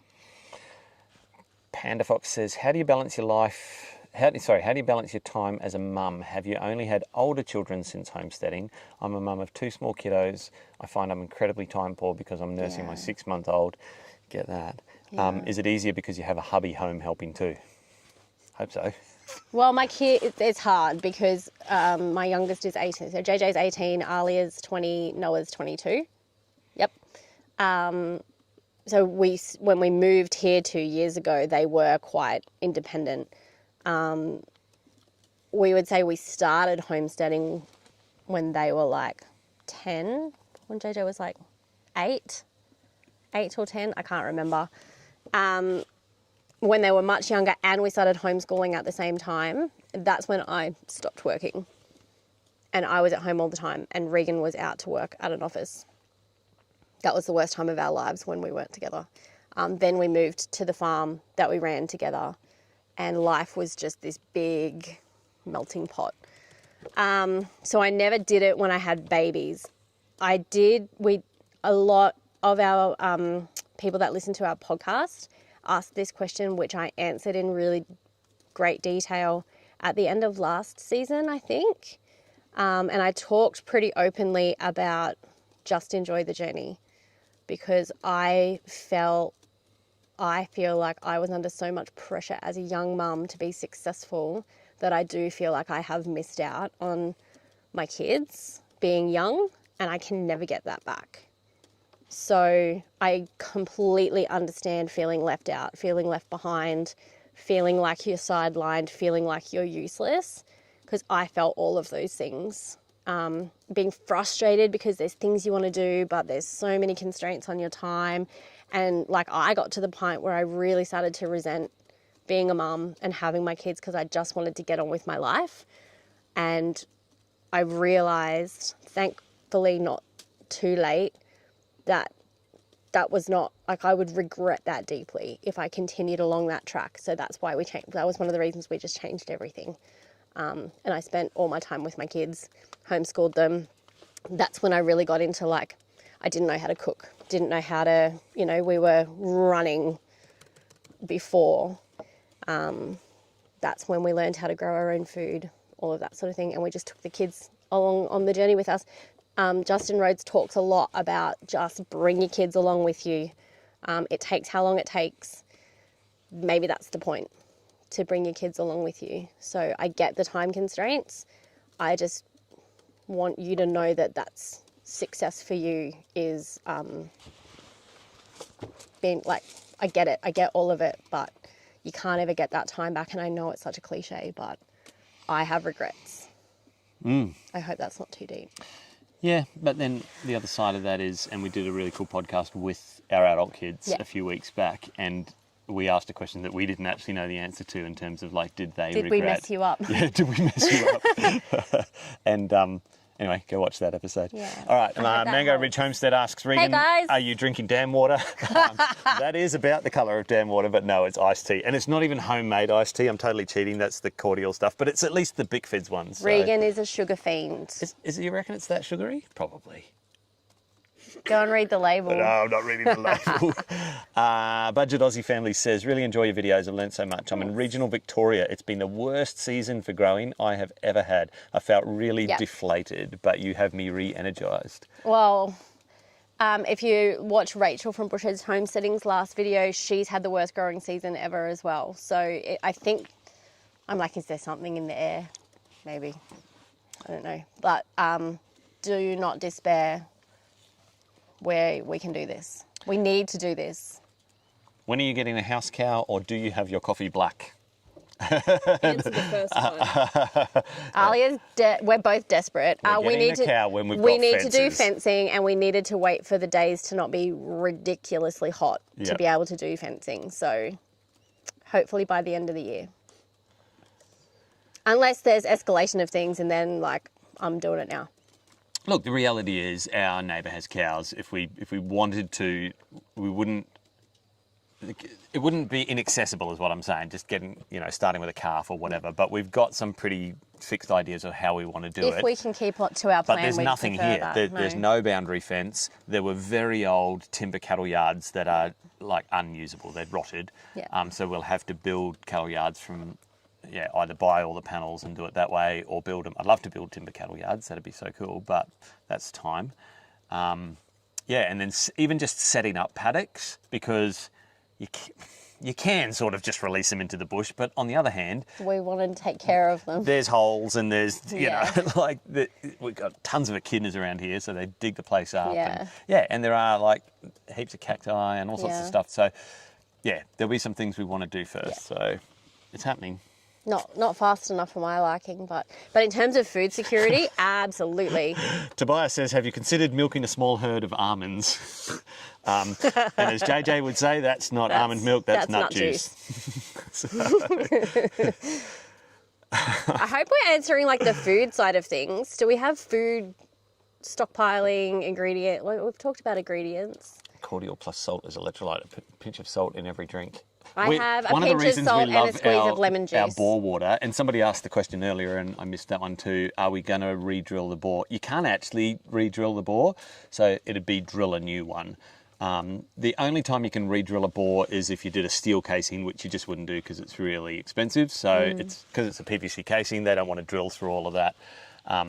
So it'll be a new bore. We'll think about it. It's like a $20,000 to $30,000 exercise, and we'll consider other water options first. Do I have my coffee black? No. Not if I can help it. Have you looked into syntropic agroforestry? Yes. We're sort of having a little punt at it, aren't we? It takes a long time. It does. Well, parts of it do. Regan keeps reminding me that it takes a long time. Everything in we gardening just bought takes a 2 long coffee time. trees. That was our last time purchase. So they've gone into the system. And this week's will be mulberries. We are 2 kilometres away from a dairy farm. That's my plan if SHTF. Yes. Yeah. Jersey milk, fresh Jersey milk. You milk it, you strain it, you take it up, and you froth it. Best latte you've ever had. And I was allowed to do that because it was on my property. Mr. Bojangles says, sorry. Great name. No, it's a really long name, but I just picked up on Bojangles. Yes, we would really like your opinion on freeze dryers for long-term food storage. Not something we've had a go at, eh? I haven't gone there yet. I would be relying on my brains trust from Patreon to know who has a freeze dryer and who hasn't. Do you know what's also a good resource is the Australian Homesteaders group on Facebook. Chances are somebody's asked that question. Chances are there's a lot of comments for you to read. Very, very helpful brains trust of information. I haven't particularly done any research into freeze drying. In my mind, that's like 18th on the list of equipment and things that I want to get. So I haven't really, gone there. I've heard it's efficient. I would prefer to dehydrate and make like jerkies and things like that from our meat than freeze dry. That's where I'm at the moment. That's how I'm making my decisions. Mark Valencia did do a whole series on freeze drying, so it's Self-sufficiency. There you go. He's got a pretty epic one. Yep. And Justin and Rebecca do freeze drying as well, the Rhodes family. But Mark did a pretty good review video on... There you go. A while back now. I'm talking maybe it might even be a year or more ago, but just jump on his channel and search for freeze dry. So he's into it. He's got some really good information on it, and he's really done his research. Definitely the best thing I've ever bought Outback Eden Homestead. I presume you're talking about freeze dry. Oh yeah, there's a few. Okay, yeah, go hit us. I've just remembered that you messaged us on TikTok about Quambies. I'm so sorry that I didn't reply to you. Ali's adding you to the list. Ali is adding you to the list. I'm so sorry. I don't go on TikTok enough. Fill out the form. I don't care about TikTok. Did you put the form in there? I do care about TikTok. TikTok. I did. And did I pin it? No. Oh, I'm so sorry. Do you want me to do it again? Yeah. Can you just shoot me a message to check that, and I'll message her back. Ali is like our little PA. Kawenda Homestead says, check out White Pepper Farm. They use theirs for everything. Cool. Freeze dry. Excellent. Okay, back to pantry and stuff. Yes. Do you store food to only be rotated often, or do you put some aside to keep it for an emergency and store it in Mylar bags for 30 plus years? Oh, good question. I haven't gotten to that point yet, but I'm getting there. I'm really focusing on... I'm putting it in the chat now. I'm focusing on going from like, we're at probably 6 weeks to 3 months. Like we're straddling that. Now there's a few more things that I would need to be able to get to that 6 months. Like by the end of the 6 months, we would be like hating on rice. I've been more focused on building kind of that kind of level of buffer. And then in my next mind is really closing some loops and like growing, preserving, and creating my stockpiles that way. Because there's only so much energy that you have, right? I think I would prefer to focus on what I can grow protein-wise and veggie garden-wise, because we're in build mode. Once those things are established, then yes, maybe to those things. But that's all the headspace that I have time for, and running a YouTube channel. Like if we didn't run the YouTube channel, we'd have so much more headspace for all of this stuff. But we're not going to stop doing that because that was the dream. So. But I also think it's fair to kind of point that out, because most people that are homesteading are also doing something else, right? Yeah. Our something else just happens to be YouTube. That's, our goal is that's our job. Yeah, but like we don't commute anywhere. Like, Sure. like we wake up in the morning and it's like productive hours from the start of the day to the end of and sometimes into the night.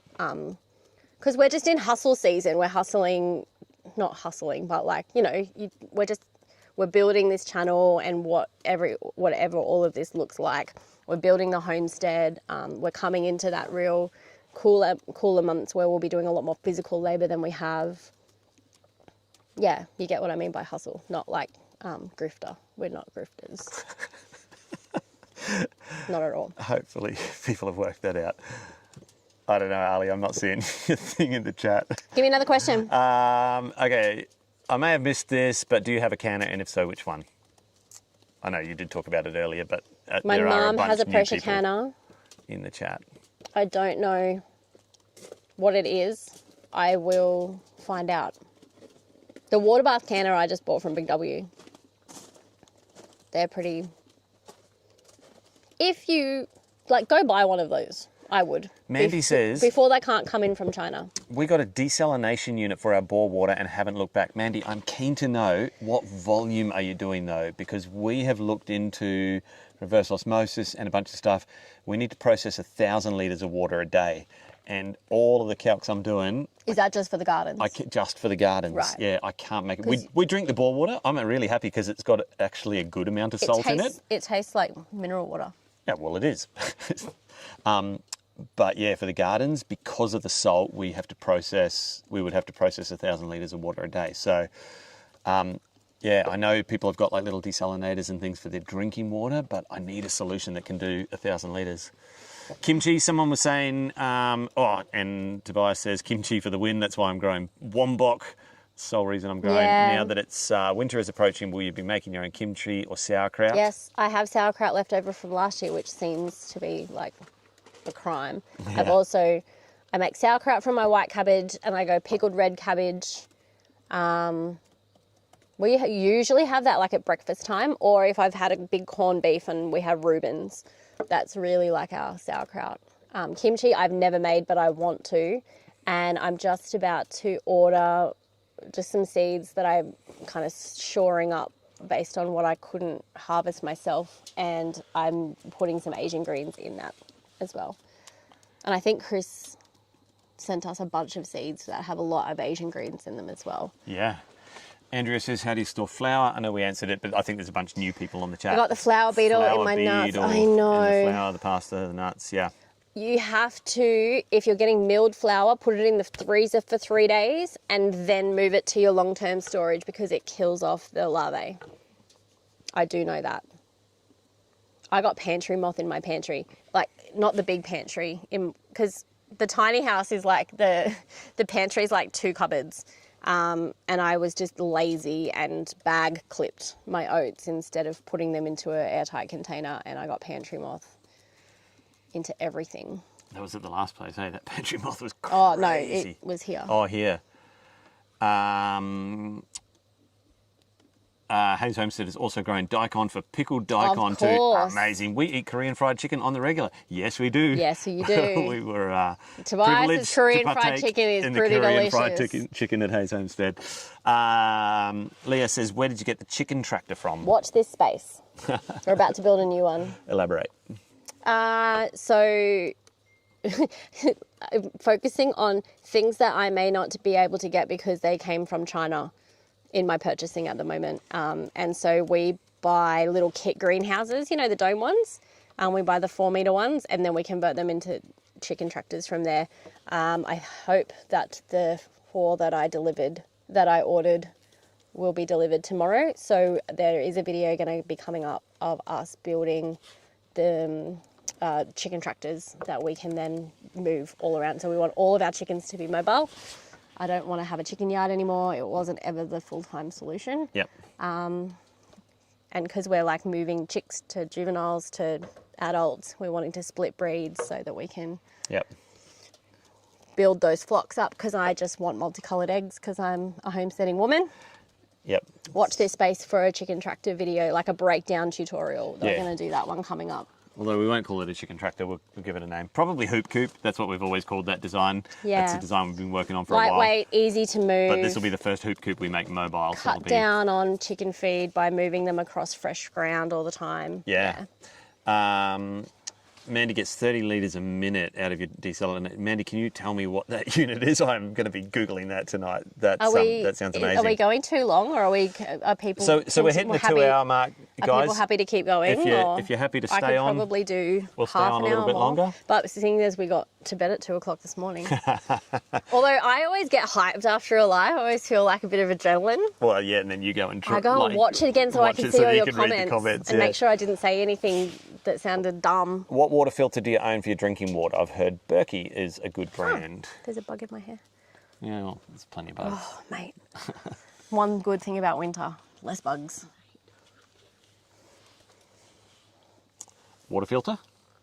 I don't know. That's not my section. It's not your section. Honestly, we just use the Stefani ones from Bunnings. We have a 2-filter system. I built a 2-cartridge system on the back of the tiny home, and so I do a 5 micron and a 50 micron. Yeah, If I was worried about organics, I'd add UV to that. But yeah. Sorry, I did forget that the filtration is a me section thing. Tips for buffering for livestock and pets needs. Oh, man, that's such a hard question, hey? That's probably our biggest vulnerability at the moment. Trying to, in next month's budget, I'm trying to find a double amount so that I can buy double. But I've got to get our storage situation first. So it's a little bit of if this, then that. And then the next step on from that will be how can we create feed, grow it,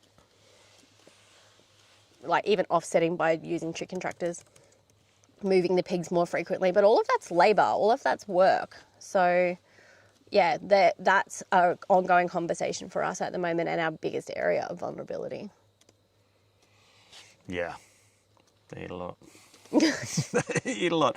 Especially when you're raising your meat, right? Because just because you're raising your own meat doesn't mean it's free. I mean, unless it's like purely grass-fed, like, you know, beef you could almost... Oh, beef would be. Yeah. Where do you get your wheat berries from? I haven't found anywhere. That's a conversation we're having on Patreon at the moment. Our ultimate goal would be to grow our own, but We've got the Khorasan grain. Ancient grain, yep. That we tried to plant, just bought it from the shop, tried to plant it, it grew, so we harvested that, planted a bit more, it grew. So now we've got a second generation grain, probably about half a kilo of it. So we don't really want to muck around with that until we've got a proper system in place, otherwise we'll lose it. Yeah. Pure Drop in Victoria. Awesome. I've heard they're good. I'm going to be looking into that. Yeah. Thank you. I've heard of them. That's awesome. How would you power a home that's only on 800 square metres? I'm in a small town. Yeah, but if I answer the questions, I can't read the chat, so you've got to read the chat. Okay. Interested in powering it off-grid, but I don't have much space or money. Start with something that you can scale up then. You know, like, yes, it is expensive. So our entire off-grid system that we built to power basically for 2 families, so basically 7, 8 adults, was probably around $30,000 to set it up. And that was totally DIY, putting everything together. There are better systems out there that are less technical. Obviously, we would promote Bluetti, like we work with the Bluetti units, and so that could be one way to go. But yeah, work on something that you can scale up. So what do I mean by scale up? You can always add batteries and you can always add solar panels. So, if you were, it's hard because I don't know what your budget is.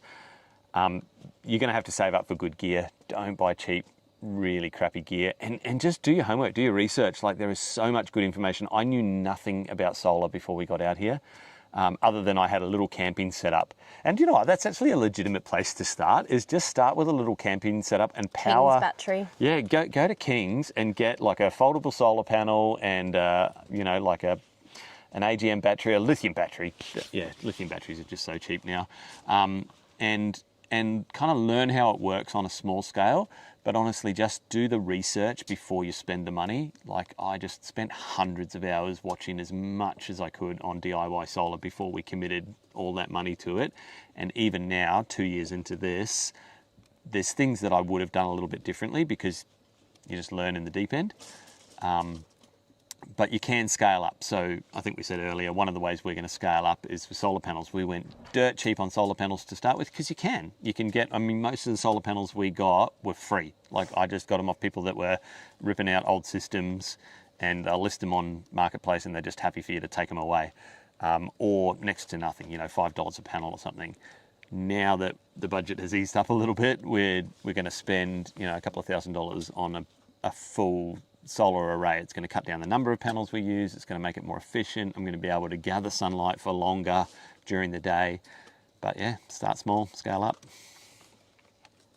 Sorry, I'm getting distracted. I knew if I handed you that comment section. Don't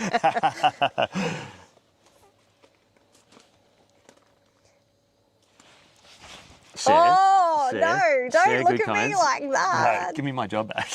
What is your program you use to design your property? Brown paper. Yeah, or an iPad with a drone. Drone photo is the first thing we My did. garden plan is a drone photo of our garden. Aaron wants to know your recording setup. Oh, I've had this question a few times, and I drop it in the description of most of the videos. Like I just list out the gear.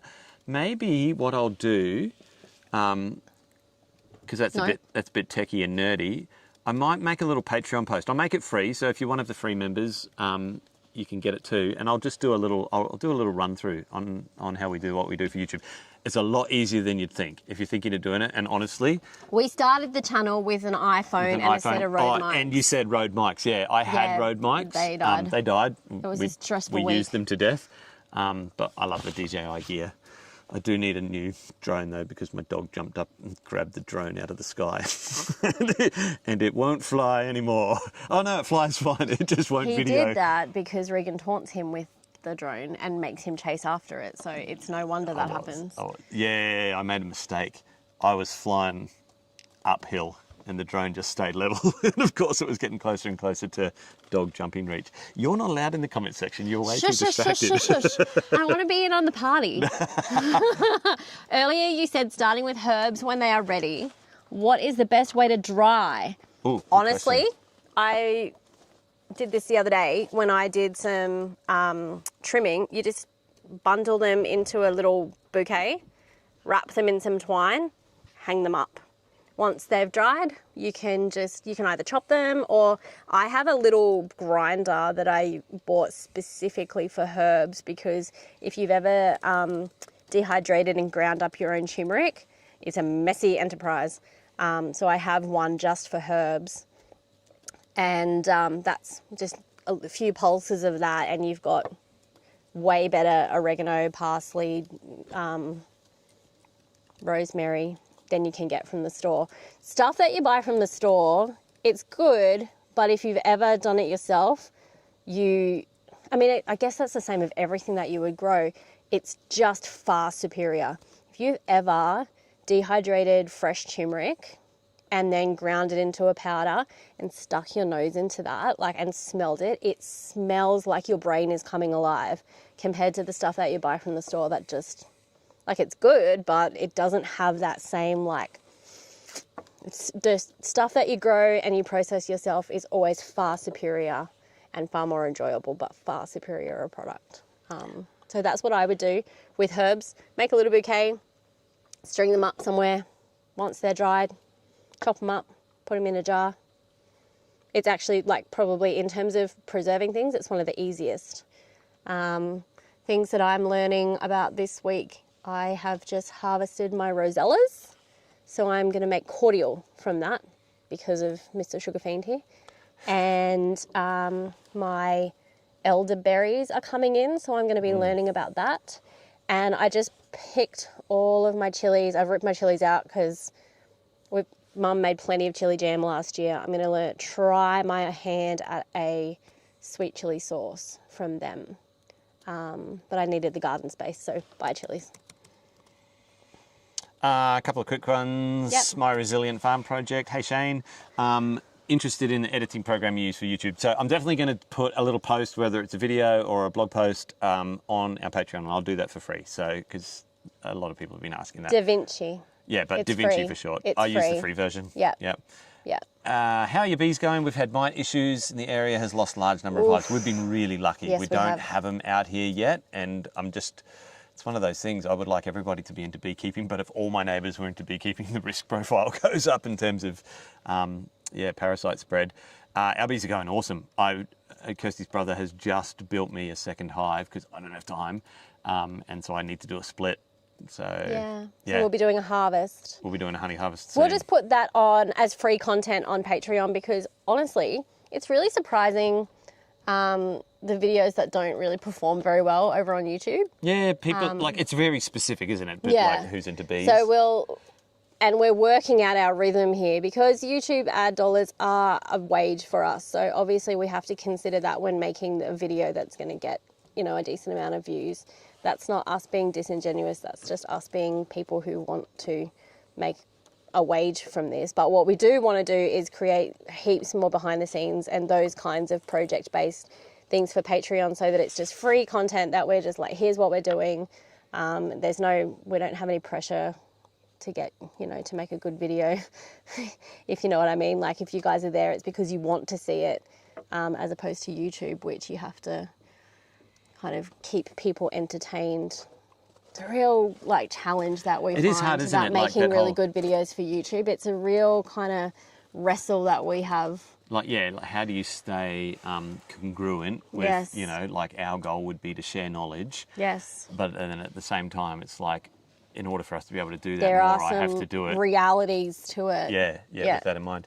How do you rotate your pantry well, and do you have a plan when you grocery shop? Do you have goals for Always. particular foods, like to eventually own 50 tuna cans, etc.? Good question. Yeah, I do. Somebody wrote in the comment section the other day, a really good idea when you're stockpiling is to just Sharpie the date that you put your cans into your system. So when you buy them, when you're adding them in, put your date on top. I'm going to do that from now on. Reply to the question, because I just remembered that. I'll answer this one really quick. Oh, sorry. Remind me to that question. The question. How do I rotate? Yeah, rotate. It's kind of ingrained in me because we ran a cafe and a commercial kitchen. It's like stock rotation, stock rotation, stock rotation. So load from the back, take from the front. If I see that I'm too heavy in one particular item, then I just don't buy any more of that. Some of the girls, some of the people on Patreon, and I promise, I know this probably sounds like a Patreon plug. I haven't realised or done that on purpose. So I don't want people to feel like this is just one big plug for Patreon. Well, that's why we made some of them free, because they're just such good. I've just realised, I'm like, I didn't mean to do that. But it's the truth. I think it was Hayley came up with a prompt in ChatGPT to help her manage her stock for her home stockpile. So she kind of went through, here's how much of everything I want, and it came up with a spreadsheet for her. And a couple of the other people there have been doing the same thing. I haven't had time to do that yet, but I really want to, and maybe I'll try and do that before I go shopping on Wednesday. When I go grocery shopping, I always have a plan. So I'm always, I do a click and collect order so that I know what I'm buying, because otherwise I don't know about you, when I go grocery shopping, particularly because I get really overstimulated when I go to the city now. I lose my mind. So I do click and collect where I can, because then I can look for best unit prices of things. I can look for specials. I can, take a little bit more time in a non-pressure environment. And then I can kind of go back to my pantry or look in my cupboard. I always have a plan. We even have a list when we go to Toowoomba of all of the things that we need to do. So this week, the plan is to stock up on chicken, because I've got plenty of lamb, I've got plenty of beef. The butcher that I go to, I think I'm buying breast fillets for $11 a kilo, but I buy 5 kilos at a time. So I just buy one of those every time I go shopping until we get to the point where we can eat our own chicken. This shop, I'm focusing on dairy, because I don't have stockpiles of dairy. So I'm going to be buying 4 of butter, 4 of maybe 8 of sour cream, 4 cheese, so I can put them in the freezer, because I don't have any backups of any of those. So yeah, I'm always, it's very intuitive the way that I do my stockpiles. I have a plan and I understand what I want to do, but I don't necessarily communicate that very well. What I will do, and what I did come up with before tonight's live stream, because I was scared that people wouldn't have questions, why?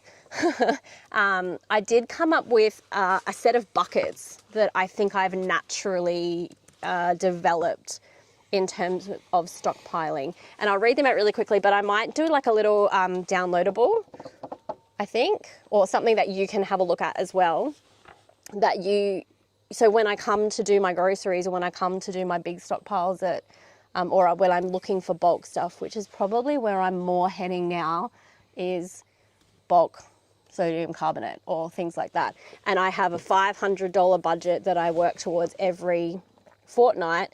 I'm like, okay, that $500 budget is, I know my coffee beans are $57, you know, that includes our wine and beer for the weeks. That comes out of it.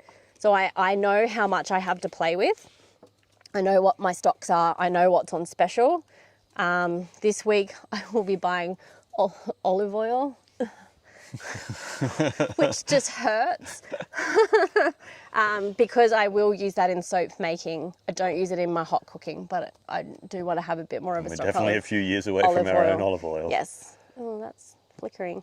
So my buckets, I look at meat, I look at dry staples, I look at my tinned and jarred items, I look at my spices, seasonings and sweeteners. I look at my frozens, I look at my dairy, preserves, my fresh-ish, I call it, fresh-ish, onions, garlic, potatoes, carrots, things that store for longer. I look at my cooking stuff, my fats, oils, that sort of thing. And then the section that I call whatever makes your life better. Coffee, wine. Do you know what I am going to stockpile this week? Oh, tell. Oh, do I want to say it out loud? Well, you've hinted now. Cask wine. Cask wine? Good Lord, why? What if I can't get it? That's the ultimate, prepper, challenge, isn't it? What if things are really bad? Then How low will I go? I'm not an alcoholic. I just won't drink wine. But imagine if it's at that point. I don't think it's going to get to that point. But I'm hypothetical. Maybe I'm delirious and we need to stop.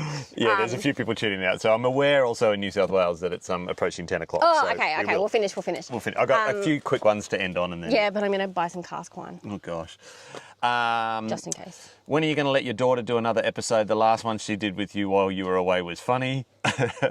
Don't encourage her. As soon as they let me back behind the camera, back in front of the camera. She's too busy with the Quamby emails. Yeah, when she gets caught up on all your inquiries about Quambies. How long does it usually take to grow rosellas? I want to grow them in not long, hey. In South Australia. It's getting to the end of the season. So I planted in spring and I'm harvesting now. There you go. Yeah.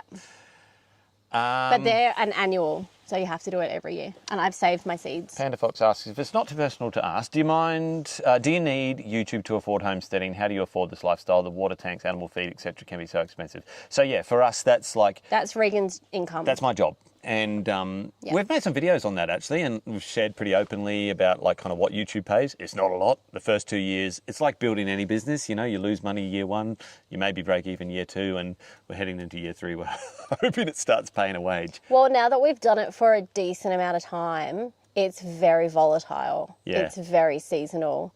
You might earn really well 1 month, and you might earn terribly. You can't. Yeah, it's just you don't know. Yeah. So that's where you need to build other things into it. That's why sponsorships are so important for people who make YouTube their full-time or part of their income. Sponsorships kind of underwrite all of that. Yeah, they give us and a that's why baseline. Patreon is so incredible, because it is just another funnel in. Layer of support, yeah. Yeah.